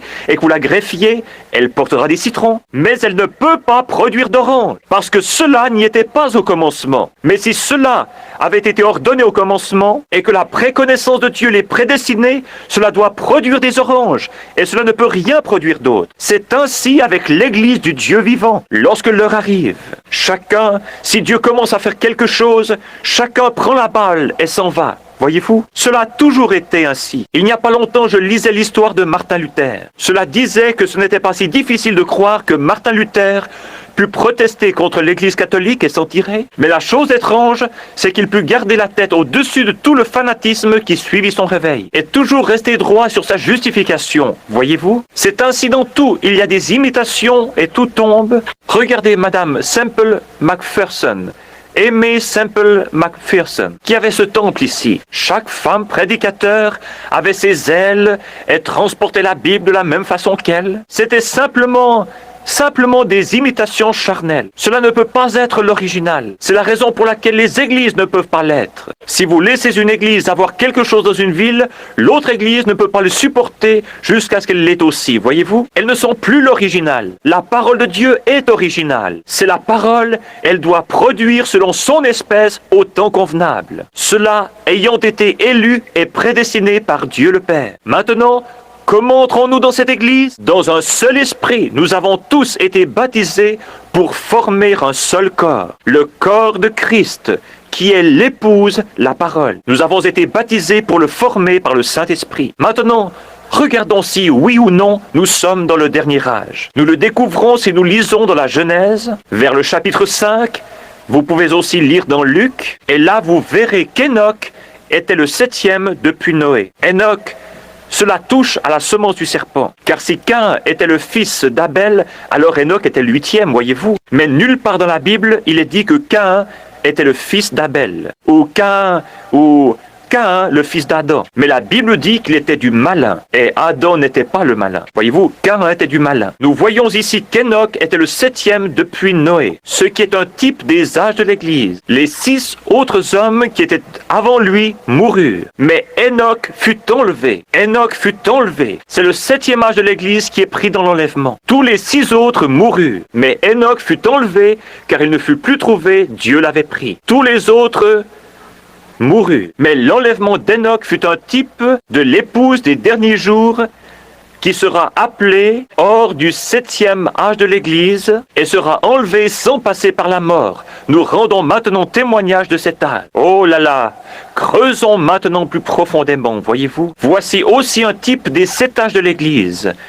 Il est dit dans Apocalypse chapitre 10 verset 7 que le grand mystère du livre devait être dévoilé par le message du 7e ange. Or, il y a un messager en haut toujours et un messager sur la terre. Le mot ange en anglais veut dire un messager. Et lorsque le 7e ange commence à proclamer son message, mais pas lorsqu'il commença son ministère. Mais pas lorsqu'il commença son ministère. Jésus, quand il commença son ministère, commença par guérir les malades et les affligés. Et oh, ce grand rabbi, il est un prophète, et tout le monde le voulait dans son église. Mais lorsqu'un jour il s'assit et dit, « Moi et mon Père, nous sommes un », c'était différent. C'était différent. Et à moins que vous ne mangiez la chair du Fils de l'homme et ne buviez son sang, vous n'avez pas de vie en vous. Mais c'est un vampire, voyez-vous. C'était différent. Il ne l'a pas expliqué. Ils avaient déjà vu la manifestation, la confirmation de la parole de Dieu pour son âge rendu réel. Et cela leur prouva qu'il était le messager de cet âge. Et ils n'avaient rien besoin d'expliquer. Ses disciples n'étaient peut-être pas capables de l'expliquer, mais ils le croyaient, qu'ils puissent l'expliquer ou non. Ils restèrent tranquilles et crurent cela. Comment pouvaient-ils dire s'ils allaient manger sa chair et boire son sang? C'était impossible pour eux de le faire, mais ils le croyaient, parce qu'ils étaient ordonnés. Jésus a dit qu'il les avait choisis avant la fondation du monde, voyez-vous? Ils croyaient cela, qu'ils puissent l'expliquer ou non, ils le croyaient toujours. Maintenant, observez bien, dans le 7e âge de l'Église, lorsque le 7e ange commence à se faire entendre, Les mystères de Dieu doivent être dévoilés à ce moment-là. Les sceaux que les réformateurs, ce fut une question de temps. Luther ne vécut pas assez longtemps, Wesley non plus, et les âges ne durèrent pas assez longtemps. Ces réformateurs avaient leur message pour ce jour-là, et les gens s'en emparèrent et en firent une dénomination. Qu'est-ce que cela? Vous ne pouvez jamais battre la nature. La nature témoigne toujours. Dieu agit en continuité avec la nature. Cela doit être ainsi. Par exemple, le soleil. Lorsqu'il se lève le matin, c'est un petit bébé qui vient de naître. Il est faible, il n'apporte pas beaucoup de chaleur. À 10 heures, il sort du collège. Au milieu du jour, il entre dans la vie. À 3 heures de l'après-midi, il devient vieux. À 5 heures, il meurt. Il est vieux et faible de nouveau, et il retourne dans la tombe. Est-ce la fin? Il ressuscite de nouveau le matin suivant, voyez-vous? Regardez les arbres, comme ils poussent leurs feuilles, tout ce qu'ils font. Nous voyons que les feuilles tombent de l'arbre et retournent à la terre. La vie redescend dans les racines de l'arbre. Est-ce la fin? Le printemps suivant, il y a une nouvelle vie qui revient. Maintenant, observez les églises. Et vous verrez qu'il s'est passé la même chose dans la Réforme. C'est monté. Ce grain de blé tomba dans le sol et mourut pendant la persécution des âges sombres. Il alla dans le sol. Il devait mourir. N'importe quel homme qui est spirituel peut voir cela. À moins que cette semence ne meure et pourrisse, elle demeure seule. Elle devait aller dans le sol pendant ces âges sombres. Elle demeura là, pourrie, et de là sortir 2 petits brins d'herbe formant l'église luthérienne. De l'église luthérienne sortiront encore davantage de brins d'herbe comme Zwingli et les autres. Cela continua à monter jusqu'à l'aigrette, ce qui représentait John Wesley et le grand âge missionnaire. Cela retomba. De là sortit cet âge trompeur, l'âge pentecôtiste, ce grain de blé qui... Y a-t-il ici quelqu'un qui ait déjà cultivé du blé? Regardez ce blé lorsque vous allez pour l'examiner. Lorsque vous allez pour l'examiner, vous dites « J'ai du blé ». Il vous semble que vous avez là du blé. Ouvrez-le et regardez très attentivement. Vous verrez que vous n'avez pas de blé du tout. Vous avez la balle. Jésus ne nous a-t-il pas avertis dans Matthieu 24, 22, 24, que dans les derniers jours, les 2 esprits seraient si proches que cela séduirait même les élus, le blé lui-même si c'était possible? Voyez-vous, c'est un porteur. La vie qui monta et qui traversa Luther fut ce qui forma Wesley. La vie qui sortit de Wesley est ce qui forma la Pentecôte. La vie qui sortit de la Pentecôte forma le blé. Mais ce sont des porteurs, voyez-vous? La vie réelle traverse cela. Le message traverse cela, mais il se dirige vers le blé. C'est la raison pour laquelle le blé monte vers le haut et emporte le tout au sommet dans l'enlèvement. L'épouse elle-même sort de chacun, mais la souche dénominationnelle meurt. Elle sèche, elle meurt. Avez-vous remarqué dans ces derniers jours de quelle manière elle commence à se retirer? Lorsque ce blé commence à croître, alors la balle commence à se séparer de lui. Regardez de nouveau ce petit épi de blé. Ouvrez-le comme ceci et regardez à l'intérieur. Vous verrez qu'il y a un petit bourgeon de blé là, tout au fond. Vous avez besoin de prendre un microscope qui grossisse 30 fois pour regarder là-dedans et pour voir ce petit bourgeon de blé qui est là au fond, voyez-vous? Mais il est là tout au fond et il commence à grandir. Maintenant, cette balle doit être là pour le protéger et pour lui donner une chance de sortir. Mais alors, lorsqu'il commence à croître et que le message commence à se répandre, alors la balle se retire de lui et la vie sort de cette balle et va directement dans le blé. Cela continue ainsi, c'est ainsi dans chaque âge. Cela ne peut pas battre la nature. C'est là la continuité de Dieu, la manière dont il fait les choses. C'est l'âge dans lequel nous vivons en ce moment, le 7e âge de l'Église. Tout doit être manifesté dans le grain de blé à la fin. Si vous prenez Luc chapitre 17 et verset 30, il dit: ce qui arriva du temps de Sodome arrivera de même à la venue du Fils de l'homme, lorsque le Fils de l'homme commencera à se révéler. Qu'est-ce que révéler? C'est apporter la révélation de ce qu'il est dans ce jour-là, et ainsi révéler aux gens la parole qui est pour ce jour. Celle-ci étant révélée aux gens par la manifestation du Saint-Esprit, montrant Jésus vivant au milieu de nous. Et souvenez-vous qu'il était représenté là dans un homme. Un homme. Il dit, ce qui arriva.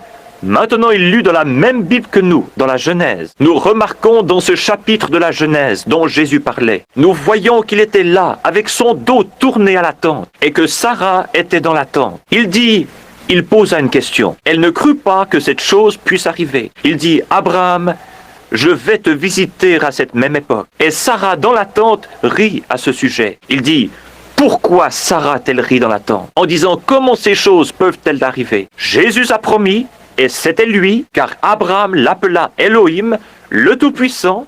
C'était lui. Maintenant, la Bible prédit que cela reviendra dans les derniers jours. Jésus l'a dit. Et lorsque vous voyez ces choses commencer à s'accomplir, souvenez-vous que lorsque ceci commence à arriver, alors vous savez que le temps est proche. Regardez le monde. Regardez le monde. S'il n'y a jamais eu un Sodome, c'en est bien un. Regardez les gens et combien ils sont pervertis. Leurs pensées sont perverties. Ils ne savent pas ce qu'est la simple décence. Regardez les hors-la-loi, les homosexuels et tout le reste. Regardez nos femmes et la conduite qu'elles ont. Regardez ce déchaînement d'indécence et d'immoralité parmi nos femmes. Et pas seulement dans notre, vous dites, ce sont les méthodistes, ce sont aussi les pentecôtistes. C'est le tout. Regardez nos hommes. Plutôt que de s'accrocher à la parole de Dieu, ils s'accrochent à une petite tradition dénominationnelle. Et ils restent là plutôt que de sortir lorsqu'ils voient Dieu se faire connaître parfaitement. La raison est qu'ils sont aveugles et qu'ils ne peuvent pas le voir. Ils ne le verront jamais. Maintenant, regardez ce qui arrive avec cela, tout en nous dépêchant. Je pense que cette dame désire que nous partions. Je l'ai vue faire un signe de la main, montrant qu'elle désirait que nous sortions. Ainsi, nous ferions mieux de nous dépêcher. Remarquez qu'Enoch, qui est le type de l'Église, est aussi représenté ici dans le 7e âge de l'Église. Pouvez-vous voir cela? Le 7e âge de l'Église. Lorsqu'il sonnera de... Combien croient qu'il y a eu 7 messagers pour les 7 âges de l'Église? Oh, nous croyons tout cela. Si nous croyons cette Bible, si nous ne croyons pas la Bible, bien sûr que nous ne croirons pas cela. Mais il y a eu... Nous vivons maintenant dans le 7e âge de l'Église. Et lorsque la Bible dit que ce 7e âge de l'Église, elle dit que lorsque le messager du 7e âge de l'Église commence à proclamer son message, les mystères de toutes les choses qui ont été tordues au cours des âges seraient révélés en ce temps-là. Et nous le voyons ici. Le Fils de l'homme venant parmi son peuple et confirmant exactement son message comme il a dit qu'il le ferait. Nous trouvons cela dans ce dernier âge. C'est pareil aux 7 veilles. Il n'est pas venu dans la première veille, ni dans la deuxième, ni dans la troisième, ni dans la quatrième, mais il vient dans la 7e veille. C'était Enoch, le 7e, qui fut enlevé, et Noé, le type du reste des Juifs, fut transporté par-dessus. Du temps de la Bible, pour parler au sujet des veilles, les nuits n'étaient pas divisées en heures. Maintenant, écoutez attentivement. Je vais me dépêcher parce qu'ils veulent la pièce. Non, la nuit n'était pas divisée en heures du temps de la Bible. Elle était divisée en veilles. Il y avait 3 veilles. La première veille allait de 9 heures jusqu'à minuit. La deuxième veille allait de minuit à 3 heures. Et la troisième veille de la nuit allait de 3 heures à 6 heures. Nous avons 3 fois 3, ce qui fait 9. Et ceci est un nombre imparfait. Alors nous revenons au nombre 7 pour l'enlèvement, lequel arrivera, je crois, entre 6 heures et 7 heures, ou 6 heures et 9 heures un certain matin. Car la trompette du Seigneur sonnera, ce matin radieux et sans nuage, lorsque les morts en Christ ressusciteront, et qu'ils partageront la gloire de sa résurrection, lorsque ceux qu'il a choisis se rassembleront à leur demeure au-delà du ciel, lorsque l'appel retentira là-bas, j'y serai. Le mot anglais rapture, que nous employons pour désigner l'enlèvement, n'est même pas utilisé du tout dans la Bible en anglais. Nous avons simplement placé ce mot-là. La Bible dit plutôt caught up, being caught up, c'est-à-dire pris en haut, être pris en haut. Nous lisons ici dans 2 Thessaloniciens, ou plutôt 1 Thessalonicien, l'ordre dans lequel ce grand enlèvement arrivera dans les derniers jours. Écoutez ceci, nous allons commencer avec le verset 13. « Or, nous ne voulons pas, frères, que vous soyez dans l'ignorance à l'égard de ceux qui dorment, afin que vous ne soyez pas affligés comme les autres qui n'ont pas d'espérance. Car si nous croyons que Jésus mourut et qu'il est ressuscité, de même aussi avec lui, Dieu amènera ceux qui se sont endormis en Jésus. Car nous vous disons ceci par la parole du Seigneur, que nous, les vivants, qui demeurerons jusqu'à la venue du Seigneur, nous ne devancerons, ce mot devancer signifie faire obstacle, aucunement ceux qui se sont endormis. Car le Seigneur lui-même, écoutez attentivement, car le Seigneur lui-même, avec un cri de commandement ou de rassemblement, avec une voix d'archange et avec la trompette de Dieu, descendra du ciel. Et les morts en Christ ressusciteront premièrement. Je veux que vous remarquiez cette grande chose qui arrive ici maintenant. Ne manquez pas ceci. Notez bien, la parole dit ici dans 2 Thessaloniciens qu'il y a 3 choses, du verset 13 au verset 16, qu'il y a 3 choses qui doivent arriver avant que le Seigneur lui-même apparaisse. Rapidement maintenant, afin que nous puissions terminer, voyez-vous. La première chose qui arrive est un cri de commandement, puis une voix, et ensuite une trompette. Lisons-le maintenant et voyons si c'est juste, voyez-vous. Car le Seigneur lui-même, verset 16, avec un cri de commandement, avec une voix d'archange, et avec la trompette de Dieu, descendra du ciel. Trois choses doivent arriver, un cri de commandement, une voix, une trompette, avant que Jésus apparaisse. Prenons le cri de commandement. Jésus fait ces trois choses pendant qu'il descend. Un cri de commandement. Qu'est-ce qu'un cri de commandement? C'est le message qui est proclamé premièrement. Le pain de vie vivant manifestant l'épouse. Dieu a une façon de faire les choses et il ne change jamais son principe. Il ne change jamais son... Il est le Dieu qui ne change pas. Dans Amos 3,7, il dit qu'il ne fera rien sur la terre avant qu'il ait premièrement révélé à ses serviteurs les prophètes. Et aussi sûrement qu'il l'a promis, il le fera. Nous avons traversé les âges de l'Église, mais il nous a été promis que dans les derniers jours, conformément à Malachie 4, il y aurait le retour d'un prophète dans le pays. C'est vrai. Remarquez sa nature et ce à quoi il ressemblera. Dieu utilise cet esprit 5 fois. Une fois dans Élie, puis dans Élisée et dans Jean-Baptiste, ensuite pour appeler l'Église à sortir et pour le reste des Juifs. 5 fois. La grâce. I-J et S-U-S, F-A-I-T-H, foi en anglais, et c'est le nombre de la grâce. Voyez-vous? Bon. Maintenant, souvenez-vous que le message a été promis, comme tous ces mystères ont été à tel point embrouillés par un tas d'ecclésiastiques, il faudra que cela soit un prophète venant directement de Dieu pour révéler cela. Et c'est exactement ce qu'il a promis de faire, voyez-vous. Maintenant, souvenez-vous que la parole du Seigneur vient au prophète, pas au théologien, au prophète. Il est un réflecteur de la parole de Dieu. Il ne peut rien dire. Il ne peut pas dire ses propres pensées, il peut seulement dire ce que Dieu révèle. Même le prophète Balaam, lorsqu'il essaya de vendre ses droits, il dit « Comment un prophète peut-il dire quelque chose que Dieu n'ait pas mis dans sa bouche ?» C'est une chose que Dieu fait qui vous empêche de dire quelque chose d'autre. Vous êtes né ainsi. Vous ne pourriez pas plus le faire que... Comme si vous disiez « Je ne peux pas ouvrir mes yeux » alors que vous êtes en train de regarder. Voyez-vous, vous le pouvez. Vous ne pouvez pas... ne pas étendre votre main alors que vous le pouvez. Voyez-vous, vous ne pouvez pas être un chien alors que vous êtes un humain. Voyez-vous, vous êtes simplement fait ainsi. Et Dieu doit toujours, dans l'âge d'Ésaïe, de Jérémie, d'Élie et dans les âges qui se sont écoulés, lorsque le groupe ecclésiastique commençait à tout embrouiller, il envoyait un prophète qu'il prenait dans un endroit inconnu. Celui-ci ne doit appartenir à aucune de leurs situations. Il doit prononcer sa parole et ensuite être retiré de la scène.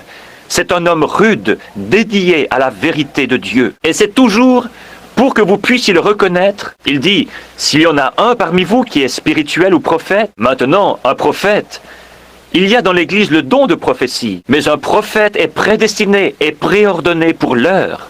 Voyez-vous? Oui, monsieur. Maintenant, si une prophétie est donnée, 2 ou 3 doivent la juger pour savoir si elle est vraie ou fausse avant que l'Église puisse la recevoir. Mais personne ne le faisait pour un prophète, parce qu'il était absolument la parole de Dieu. Il était cette parole dans son jour. Vous voyez, Dieu se reflétait. Si Dieu a promis de nous envoyer cela de nouveau dans les derniers jours, c'est afin de faire sortir cette épouse de ce désordre ecclésiastique. La seule façon que cela peut être fait, cela ne se fera jamais. L'Église ne peut pas recevoir Christ. Les pentecôtistes, nous ne pouvons pas continuer à porter ce message dans la condition dans laquelle l'Église est aujourd'hui. Comment allons-nous exécuter cela dans les temps de la fin, dans la condition où ils sont aujourd'hui, lorsqu'ils s'opposent les uns aux autres et que tout est si ecclésiastique? Oh miséricorde, c'est du gâchis. C'est déjà allé dans les dénominations. Je défie tout historien, à n'importe quel moment, de prouver le contraire. Chaque fois qu'un message fut proclamé sur la terre et qu'ils l'organisèrent, il mourut à ce moment-là. Et la Pentecôte a fait la même chose que les autres. Les pentecôtistes qui sont sortis, vous, les assemblées de Dieu, dont les pères et les mères sont sortis de ces organisations au temps de l'ancien concile général, en criant et en louant Dieu et en parlant contre ces choses, vous êtes retournés comme un chien à ce qu'il avait vomi et comme la truie au bourbier.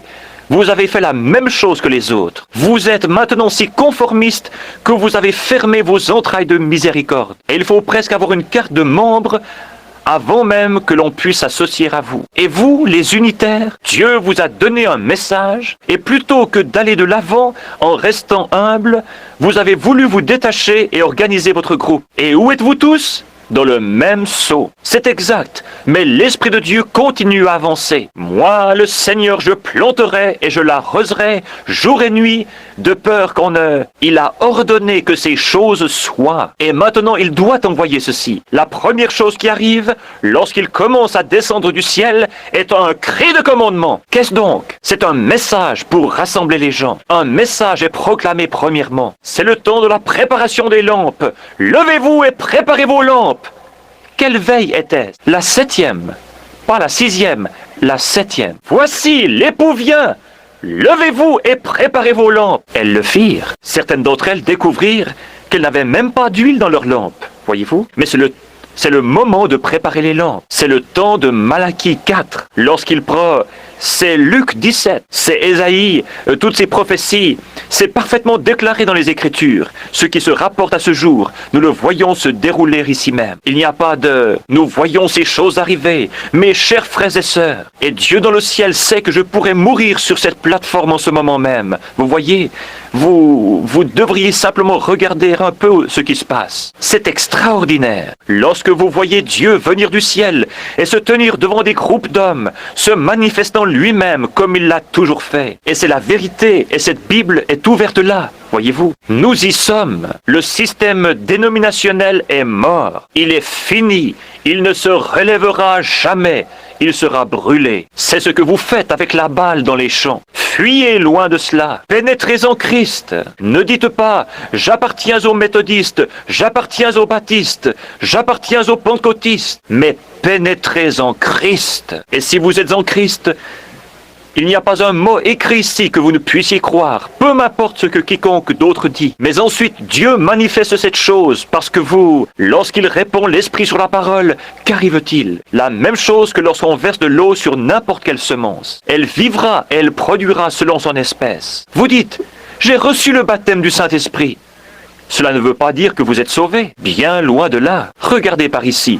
Vous êtes un être triple. À l'intérieur de ce jeune garçon ici, il y a une âme. Ensuite, il y a un esprit. Et ensuite, il y a un corps. Vous avez 5 sens dans ce corps pour contacter votre demeure terrestre. Il ne contacte pas les autres choses. Vous avez 5 sens ici de l'esprit, l'amour, la conscience et ainsi de suite comme cela. Mais ici, à l'intérieur, c'est où vous vivez. C'est ce que vous êtes. Jésus n'a-t-il pas dit que la pluie tombe sur les justes et sur les injustes? Mettez de la mauvaise herbe ici et du blé là et versez de l'eau sur eux et continuez à les fertiliser et à faire ces choses-là. Ne vont-ils pas les deux vivre par la même eau? Bien sûr. Mais qu'est-ce que cela? L'un d'entre eux produira de la mauvaise herbe, parce que c'est ce qu'il est. La mauvaise herbe lèvera les bras et jubilera comme le blé. La Bible ne dit-elle pas que dans les derniers jours viendraient de faux Christ, pas de faux Jésus, mais de faux Christ, des oins, mais pas selon la parole. Ils ont une onction dénominationnelle, mais qui n'est pas selon la parole, car la parole rendra témoignage pour elle-même. Elle n'a pas besoin d'autre chose, elle rendra témoignage pour elle-même. Et il viendra de faux oins. Vous avez ma bande qui traite de cela. Oh, si vous en appeliez un et que vous disiez, oh, êtes-vous un Jésus? Oh, certainement pas. Les gens n'accepteraient pas cela, mais quand on dit, oh, gloire, j'ai l'onction, et c'est une véritable onction. Souvenez-vous que Caïphe l'avait aussi et qu'il prophétisa. Balaam de même l'avait et il prophétisa. Mais cela n'a rien à voir avec ce qu'il y a à l'intérieur. À moins que cela soit la semence de Dieu, son gène depuis le commencement est prédestiné, vous êtes perdus. Peu m'importe combien vous jubilez, parlez en langue, courez, criez. Cela n'a rien à voir avec cela. Une mauvaise herbe peut compter autant que n'importe quelle autre. J'ai vu des païens se lever et crier et parler en langue et boire du sang dans un crâne humain et invoquer le diable, voyez-vous. Ainsi, vous ne voulez aucune de ces sensations et de ces choses. Oubliez ça. C'est votre cœur qui doit être dans cette parole et cela est Christ. Amenez-la ici et observez de quelle manière elle se fait connaître, comment elle s'ouvre, pareillement à n'importe quelle autre semence et se déclare elle-même dans l'âge dans lequel elle vit. vie. Luther ne pouvait rien apporter d'autre que des brins d'herbe. Les autres purent apporter ces autres choses. Mais maintenant, nous sommes dans l'âge du blé. Les luthériens, les véritables luthériens, devaient produire un authentique Luther. L'authentique Pentecôte devait produire l'authentique Pentecôte, c'est tout. Mais nous avons dépassé cet âge et nous continuons. Saviez-vous que c'est l'Église catholique qui a lancé les pentecôtistes? Et si l'Église pentecôtiste restait encore 2000 ans, elle serait en plus mauvaise condition que l'Église catholique actuellement. C'est exact. Je dis cela à mes frères et à mes sœurs que j'aime, et Dieu sait cela. Mais souvenez-vous, mes amis, je dois vous rencontrer là-bas au jugement. Et cela ne sera peut-être pas long. Je dois rendre témoignage à la vérité. Lorsque je suis allé avec vous tenir des réunions et prier pour les malades, cela allait bien. Mais lorsque je suis venu avec un message, si un message est proclamé, si c'est un véritable message, accompagné de véritables et authentiques miracles de Dieu, et qu'il demeure dans cette organisation, vous savez qu'il n'est pas de Dieu, parce que cette chose a déjà été annoncée. Jésus partit et alla guérir les malades afin d'attirer l'attention des gens. Ensuite vint son message. C'est vrai, il doit y avoir quelque chose que Dieu va introduire. La guérison divine, les miracles sont là pour attirer l'attention des gens. La chose principale au cœur de tout cela, c'est le message. Voilà quoi, c'est ce qui vient d'ici dedans. Il essaye d'obtenir la faveur des gens pour qu'ils s'arrêtent et l'écoutent. Voyez-vous, car il y en a quelques-uns là-dedans qui sont destinés à la vie. Une partie du blé tomba sur le sol et les oiseaux le mangèrent. Une autre partie tomba parmi les épines et une autre partie tomba dans un terrain qui avait été préparé d'avance. Et elle se reproduisit. Premièrement, il y a un cri de commandement, puis une voix, et ensuite une trompette. Un cri de commandement, c'est un messager qui prépare les gens. La deuxième chose, c'est une voix de résurrection. C'est la même voix forte qui, dans Jean 11, 38 à 44, appela Lazare hors de la tombe. Le rassemblement de l'épouse, puis la résurrection des morts, pour être enlevé. Maintenant, observez comment les trois choses arrivent. Quelle est la chose suivante? C'est une trompette, un cri de commandement, une voix, une trompette. La troisième chose est une trompette, et c'est elle qui, à la fête des trompettes, a toujours appelé les gens à venir à la fête. Il y aura le souper de l'épouse, le souper de l'agneau, avec l'épouse dans le ciel. La première chose qui se produit, c'est son message, qui appelle l'épouse à se rassembler. La chose suivante, c'est la résurrection de l'épouse qui dort, celle qui mourut dans les autres âges. Ils sont enlevés ensemble, et la trompette les appelle à la fête dans le ciel. C'est cela qui arrive, mes amis. Nous sommes là, prêts, maintenant. La seule chose que l'Église qui est sortie doit encore faire, c'est de rester au soleil pour mûrir. La grande moissonneuse viendra ensuite. Les tiges seront brûlées, mais le grain sera rassemblé dans le grenier, voyez-vous. Vous n'êtes pas des gens aveugles, vous êtes des gens sensés. Et si j'étais ici et que je disais ces choses pour faire du tort, je dis cela parce que c'est la vie et parce que je suis responsable envers Dieu de dire cela. Et je dois le dire. Et mon message, pendant tout le temps où il y avait des guérisons et ainsi de suite, j'ai toujours su que cela était pour attirer l'attention des gens et que le message viendrait ensuite. Et le voici, ces 7 sceaux ouverts, ces mystères montrant ces choses, voilà ce qui est arrivé. Je ne le savais pas, mais il y a ici des hommes qui étaient avec moi lorsque vous m'avez entendu prêcher ce sermon. Messieurs, quelle heure est-il? Et ce matin-là, à l'endroit exact annoncé d'avance, apparurent 7 anges qui venaient du ciel. Et alors qu'ils s'élevaient et que ce tourbillon les enleva, nous étions là les regardant partir. Et la science en prit une photographie au travers du pays jusqu'au Mexique. Et alors que j'observais, un jour, quand j'ai commencé à prêcher sur les 7 âges de l'Église, j'ai appelé Jack Moore, qui est un grand théologien. Et je lui ai dit, Jack, qui est cette personne qui se tient là? Il y a quelqu'un ressemblant au Fils de l'homme qui est debout là, avec des cheveux aussi blancs que la laine. C'était un homme jeune. Comment pouvait-il avoir des cheveux aussi blancs que la laine? Il me dit, frère Branham, c'était son corps glorifié. Cela ne sonna pas juste. Mais lorsque je suis allé dans ma chambre et que j'ai commencé à prier, il me fit savoir ce que c'était. J'ai toujours prêché qu'il était Dieu, pas simplement un homme. Il était Dieu manifesté dans la chair. Dieu l'attribut de l'amour de Dieu, les grands attributs de Dieu qui sont descendus et qui se sont révélés ici sur la terre. Jésus était l'amour de Dieu, lequel forma un corps dans lequel Jéhovah lui-même vécut. Il était la plénitude de la divinité corporellement. Ce que Dieu était, il le manifesta au travers de ce corps. Ce corps devait mourir afin qu'il puisse laver l'épouse avec son sang. Et notez que l'épouse n'est pas seulement lavée, pardonnée, mais elle est aussi justifiée. Voyez-vous, avez-vous déjà essayé de voir ce que le mot justifié veut dire? Par exemple, si frère Green apprenait que je buvais, que je faisais de vilaines choses, et qu'ensuite il découvre que je ne les avais pas faites, et qu'il vienne me dire « Je vous pardonne, frère Branham. » Vous me pardonnez? Je ne l'ai jamais fait. De quoi me pardonnez-vous? Voyez-vous? Mais si je suis coupable, alors je peux être pardonné. Mais je ne suis pas encore justifié parce que je l'ai quand même fait. Mais le mot justifié signifie comme si vous ne l'aviez jamais fait du tout. Justifié. Alors le sang de Jésus-Christ nous purifie si bien de nos péchés qu'ils sont mis dans le livre de l'oubli de Dieu. Il est le seul qui puisse le faire. Nous ne le pouvons pas. Nous pouvons pardonner, mais pas oublier. Je peux vous pardonner, mais je me souviendrai toujours que vous avez fait ces vilaines choses. Alors vous n'êtes pas justifié, vous êtes pardonné. Mais aux yeux de Dieu, l'épouse est justifiée. Elle ne l'a jamais fait pour commencer. Amen. Elle se trouve là, unie au Fils de Dieu vertueux, sans avoir jamais péché. Pourquoi? Elle était prédestinée.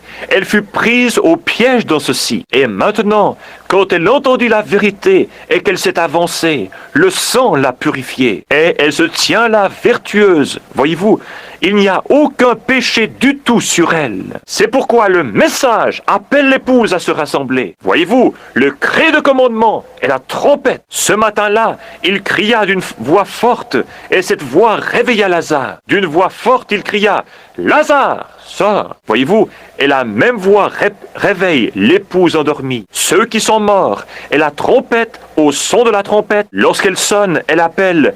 Une trompette a toujours appelé Israël à la fête des trompettes. Ce qui était la fête de Pentecôte, la grande fête dans le ciel, est la fête des trompettes. Une trompette annonce un rassemblement. C'est un appel à la fête. Et maintenant, c'est pour le souper de l'agneau dans le ciel. Le rassemblement de l'épouse, la fête des trompettes, le souper des noces. Nous avons vu cela sous forme de type.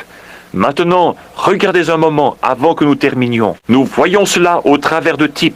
Si vous voulez lire dans Matthieu 18, 16, il est dit qu'il y en a 3 qui rendent témoignage. Voyez-vous, dans 1 Jean 5, 7 et ainsi de suite. 3 est toujours un témoignage. Est-ce vrai? C'est une vérification. Quelque chose qui est juste. 3 témoins rendent que par la bouche de 2 ou 3 témoins, toute parole soit établie. Nous avons eu 3 témoignages. 3 est un témoignage. Nous avons déjà eu 3 enlèvements dans l'Ancien Testament. Saviez-vous cela? Comme témoignage. Maintenant, observez bien. Enoch en était un. Élie était l'autre et Jésus est le 3e. Jésus étant la clé de voûte, il rend témoignage. Il était la clé de voûte entre l'Ancien et le Nouveau Testament, parce qu'il devait premièrement mourir et ensuite être enlevé. Il mourut, revint à la vie et marcha avec nous, et ensuite il fut enlevé, parce qu'il était la clé de voûte qui liait les deux ensemble. Après sa résurrection et son enlèvement, regardez, après qu'il ait fait cela et éprouvé que l'Ancien Testament, nous savons tous qu'Enoch fut enlevé. Nous savons qu'Élie fut enlevé dans un tourbillon, n'est-ce pas, sur un chariot de feu. Et Jésus mourut, fut enseveli, ressuscita et vécut ici sur la terre, et ensuite il fut enlevé, la clé de voûte. Il y en a 3 pour rendre témoignage. Est-ce vrai? Maintenant, il y a un enlèvement qui est déjà passé. Saviez-vous cela? Voyons si nous pouvons vite lire cela. Allons dans Matthieu, le chapitre 27, et vers le verset 45 du chapitre 27 de Matthieu. Voyons si nous pouvons le trouver très rapidement, et voyons si nous pouvons en faire sortir quelque chose qui puisse nous aider. 27, 45, je crois que c'est ce que j'ai inscrit ici. Lisons. Mais depuis la 6e heure, il y eut des ténèbres sur tout le pays jusqu'à la 9e heure. Et vers la 9e heure, Jésus s'écria d'une voix forte, disant « Eli, Eli, lama sabachthani » c'est-à-dire « Mon Dieu, pourquoi m'as-tu abandonné » Et quelques-uns de ceux qui se tenaient là, ayant entendu cela, disaient Il appelle Élie, celui-ci. Et aussitôt, l'un d'entre eux courut et prit une éponge, et l'ayant remplie de vinaigre, la mit au bout d'un roseau et lui donna à boire. Mais les autres disaient, laisse, voyons si Élie vient pour le sauver. Et Jésus, ayant encore crié d'une voix forte, rendit une voix forte. Remarquez que lorsque Jésus mourut, il cria d'une voix forte et rendit l'esprit.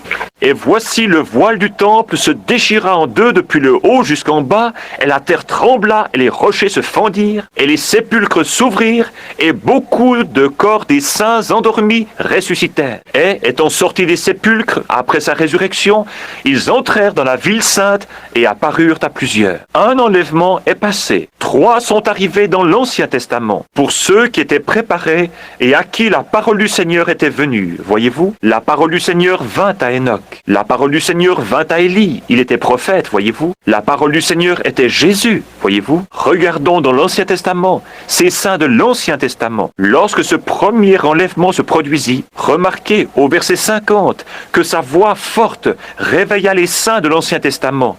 De même que sa voix forte réveilla Lazare, voyez-vous. Sa voix forte les réveilla. Et le second s'accomplit dans 2 Thessaloniciens au chapitre 4. Lisons cela. Nous venons de le lire il y a quelques minutes, voyez-vous. Nous ne voulons pas, frères, que vous soyez dans l'ignorance à l'égard de ceux qui dorment, afin que vous ne soyez pas affligés comme c'est 1 Thessaloniciens 4, 12 à 18. Ce sera le second enlèvement. Le second enlèvement sera l'enlèvement de l'époux. Les saints de l'Ancien Testament sont partis dans sa présence et le paradis fut supprimé. Les saints de l'Ancien Testament remontèrent à sa voix forte lorsqu'il cria et rendit l'esprit. Pourquoi? Le sacrifice, la propitiation de leurs péchés qu'ils avaient attendu, ils croyaient que cet agneau parfait allait venir, c'est pourquoi ils offraient un agneau en sacrifice. Et quand il mourut et rendit l'esprit, il cria d'une voix forte, et les saints de l'Ancien Testament se réveillèrent. Observez ici le cri de commandement et la voix.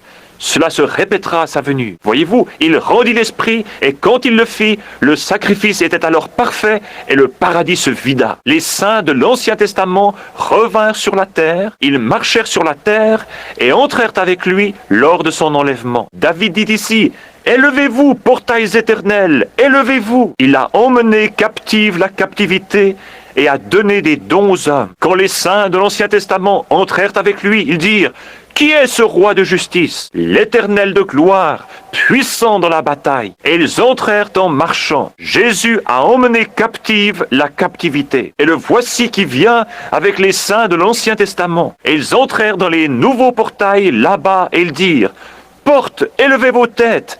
Et élevez-vous, portails éternels, et le roi de gloire entrera. La voix venant de l'intérieur dit, qui est ce roi de gloire? L'Éternel, puissant dans la bataille. Portes s'ouvrirent immédiatement, et Jésus le conquérant emmena captive la captivité. Et ceux qui avaient cru en lui et à qui la parole était venue. Les saints de l'Ancien Testament étaient couchés là et attendaient. Il emmena captive la captivité. Et il s'éleva. Il prit les saints de l'Ancien Testament et ils entrèrent. Il y a un enlèvement qui est déjà passé. L'enlèvement suivant, comme décrit dans 2 Thessaloniciens, et pour l'Église, l'épouse. Elle doit ressusciter d'abord pour être enlevée dans la gloire. Nous les vivants qui demeurerons, c'est le corps qui est laissé ici sur la terre, nous ne devancerons aucunement ou ne ferons pas obstacle à ceux qui se sont endormis, car la trompette de Dieu sonnera premièrement et les morts en Christ ressusciteront. Voyez-vous? Puis nous, les vivants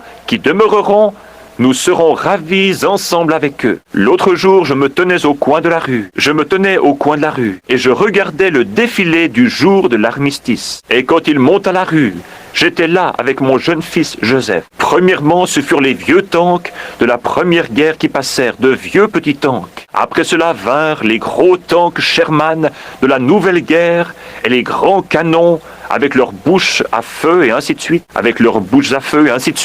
Après cela vinrent les soldats et les mers de l'étoile dorée. Et ensuite vint un char qui portait sur la partie avant un cercueil pour commémorer la mort du soldat inconnu. Un soldat se tenait là faisant la garde. Il y avait un fusilier marin d'un côté et un marin de l'autre. Une requête était écrite et de l'autre côté, une mère de l'étoile dorée était assise. Elle avait perdu son garçon. Il y avait aussi une jeune femme qui pleurait, la tête penchée sur une table. Un petit garçon en haillons était assis à côté, des larmes coulant sur son visage. Il avait perdu son papa. Je pensais, quelle tristesse. Alors que je me tenais ici, regardant cela, je vois ces quelques soldats âgés qui marchent là tout estropiés, mais montrant avec fierté leur uniforme, parce qu'ils sont américains. Je pensais, oh mon Dieu, un jour, il y aura une déflagration qui viendra du ciel, et les morts en Christ ressusciteront premièrement. Ces saints de l'Ancien Testament qui attendent là-bas une déflagration sortiront de là premièrement pour entrer dans la résurrection. Nous nous mettrons en ligne et nous irons dans les cieux. Ces vieux corps mortels changés, devenus semblables au corps de sa gloire. Quel défilé ce sera quand il commencera à se diriger vers le ciel un de ces jours, dans ce temps de l'enlèvement qui est devant nous. Oh, montrant fièrement le sang de Jésus-Christ sur leur poitrine, le message de Dieu de l'heure dans laquelle ils vivaient. C'est le moment que nous attendons, frères. Maintenant, regardez, pour terminer, la seconde résurrection, la première est passée, la seconde est proche maintenant. La troisième est celle des deux témoins d'Apocalypse 11, versets 11 et 12. Ce sont eux qui retournent avec l'Esprit de Christ pour témoigner aux Juifs comme Joseph le fit pour ses frères. Et vous vous souvenez qu'une fois morts, leurs corps restèrent exposés dans les rues pendant 3 jours et demi.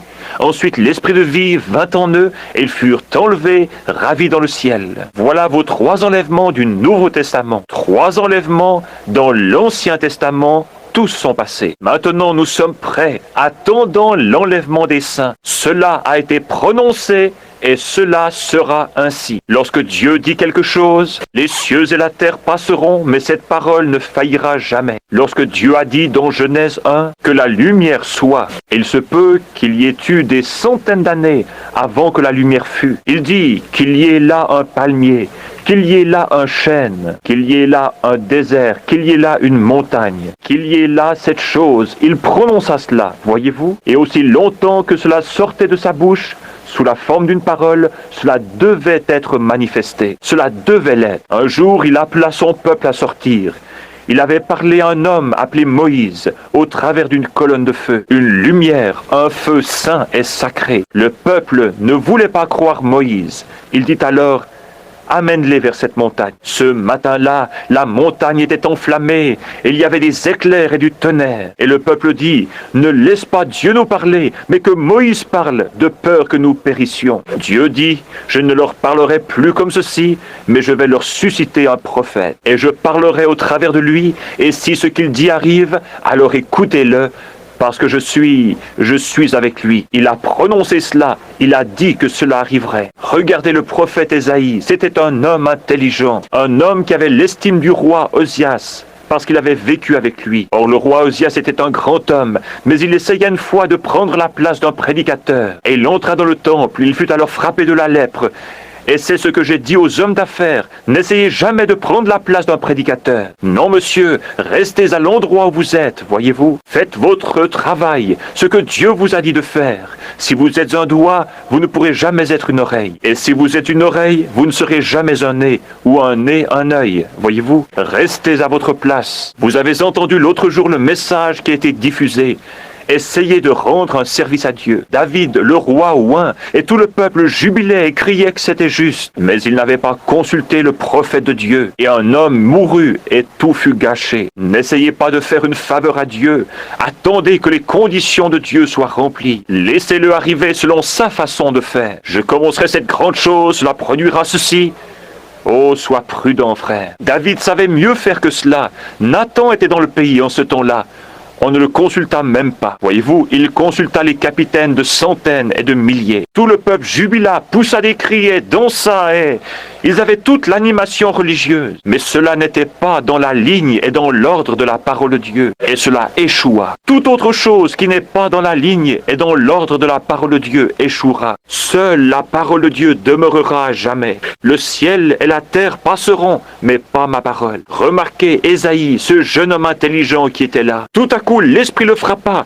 Il ne pouvait rien dire de différent. Il était prophète. Il dit, « Voici, une vierge concevra, car un fils nous est né, un enfant nous est né, un fils nous est donné. On l'appellera conseiller, prince de paix, Dieu fort, Père éternel. Le gouvernement sera sur son épaule. Son règne n'aura pas de fin. Son règne n'aura pas de fin. » Comment cet homme pouvait-il dire intelligemment qu'une vierge concevrait? Tout le monde s'attendait à cela. Cela avait été prononcé, c'était ainsi dit le Seigneur. Cela devait arriver, parce que c'était la parole de Dieu.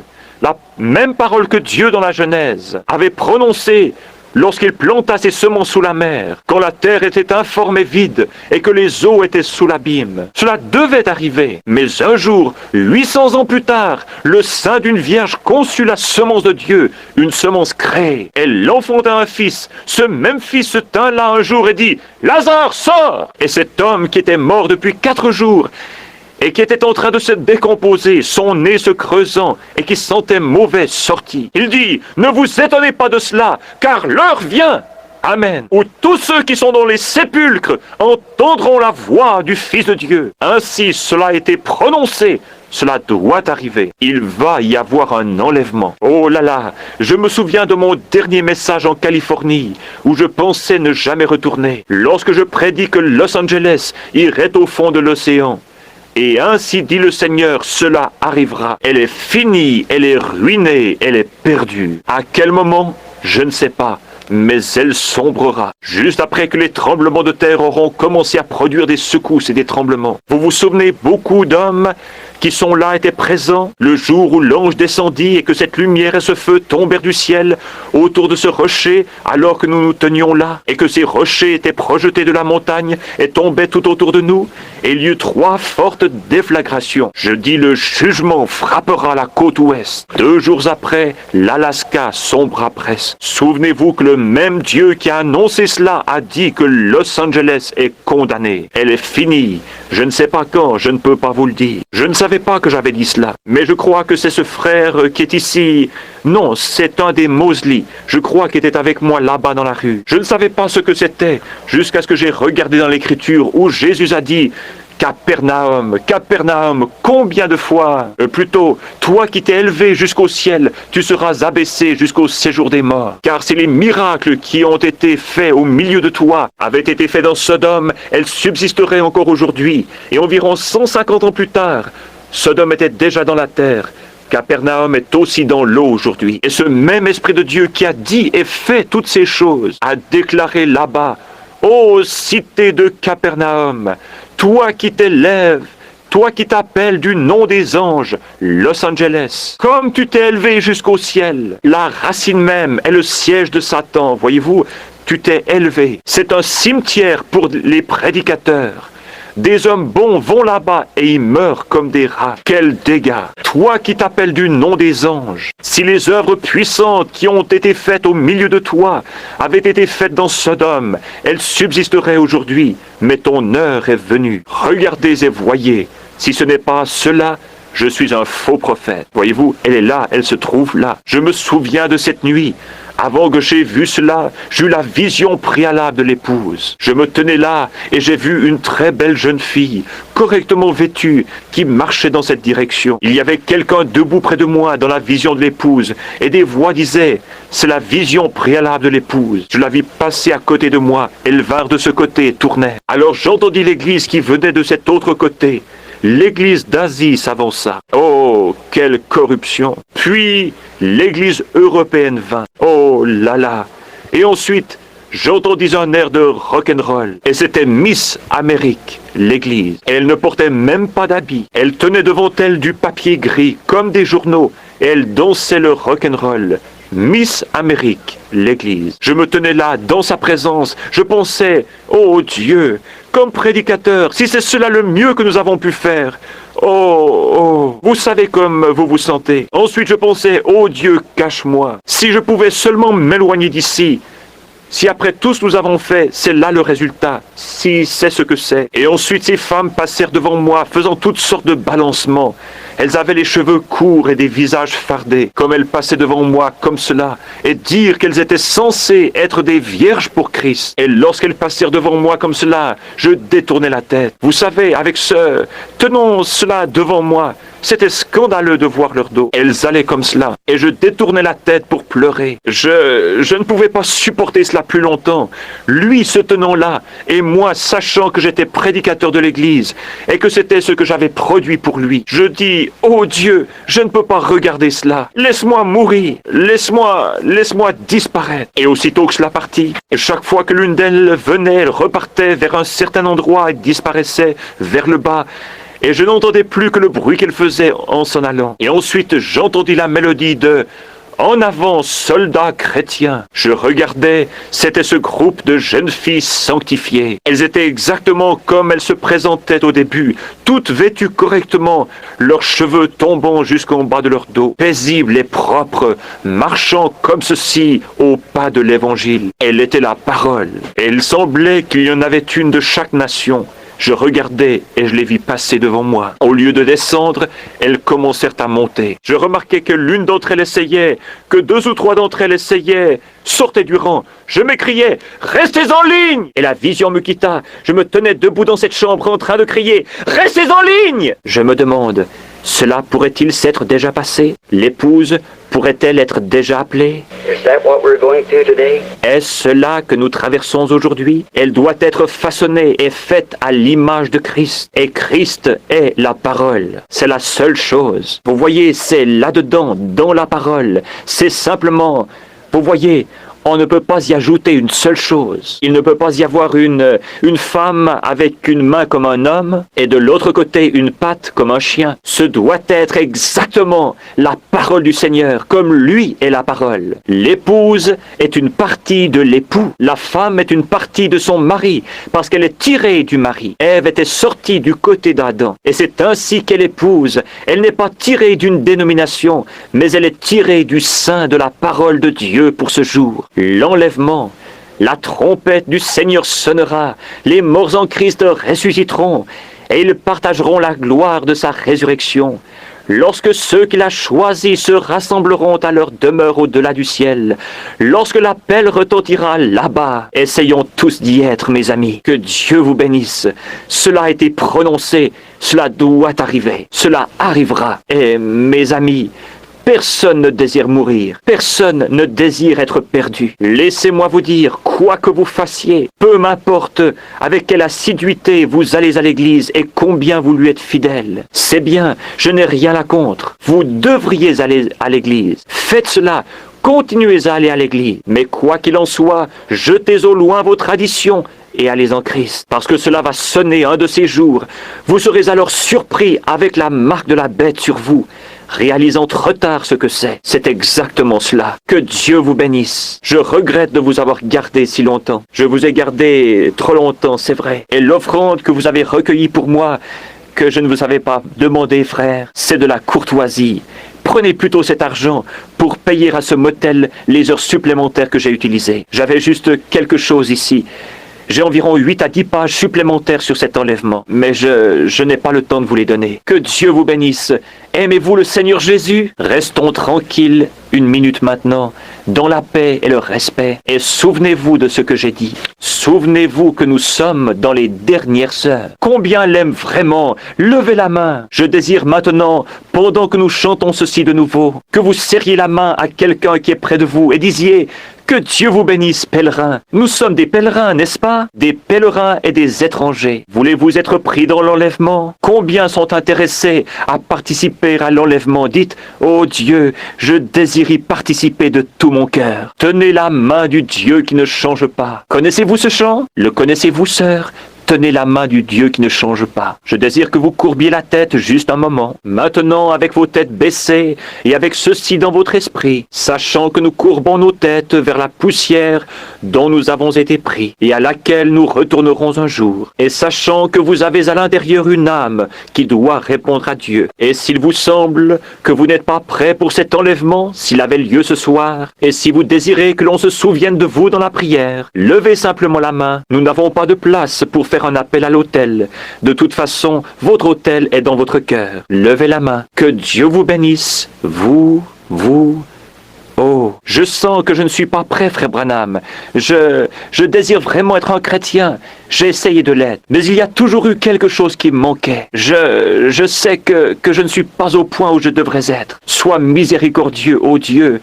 Je lève ma main. Sois miséricordieux envers moi. 20 à 30 mains se sont déjà levées dans ce petit groupe. Il y en a encore plus qui se lèvent. Dieu bien-aimé, tu sais ce qui se trouve au fond du cœur qui est derrière cette main. Je te prie, ô Dieu bien-aimé, il y a seulement une chose dont je suis responsable, c'est de dire la vérité. Et Dieu bien-aimé, il désire être sauvé. Il désire vraiment. Ils ne veulent pas simplement quelque chose qui ne soit qu'une émotion, de l'emballement, un système dénominationnel, un credo, un dogme qu'on a ajouté. Ils comprennent, Père, qu'il faut la parole de Dieu pure et sans mélange. Tout le reste passera, même les cieux et la terre. Mais ta parole ne passera pas. Et si nous sommes cette parole, la terre passera au-dessous de nous. Mais nous ne pourrons jamais passer parce que nous sommes cette parole, l'épouse de l'époux. Je prie pour chacun afin que tu le leur accordes, Père. C'est là ma prière sincère. Excuse-moi, Père, d'avoir été si nerveux ce soir, arrivant ici en retard et tremblant en prononçant ces mots entrecoupés. Que d'une façon ou d'une autre, grand Saint-Esprit, tu les remettes ensemble par ta divine façon d'opérer et apporte-les au cœur des gens comme venant de mon cœur, avec le motif et l'objectif que j'ai dans mon cœur pour toi. Ne le feras-tu pas, Seigneur, et sauve ceux qui peuvent être sauvés, et attire-les à toi, Seigneur, et puissions-nous être prêts pour cette heure de l'enlèvement qui est très proche, car je te le demande au nom de Jésus. Amen. Que Dieu vous bénisse. Maintenant, le président de la Convention.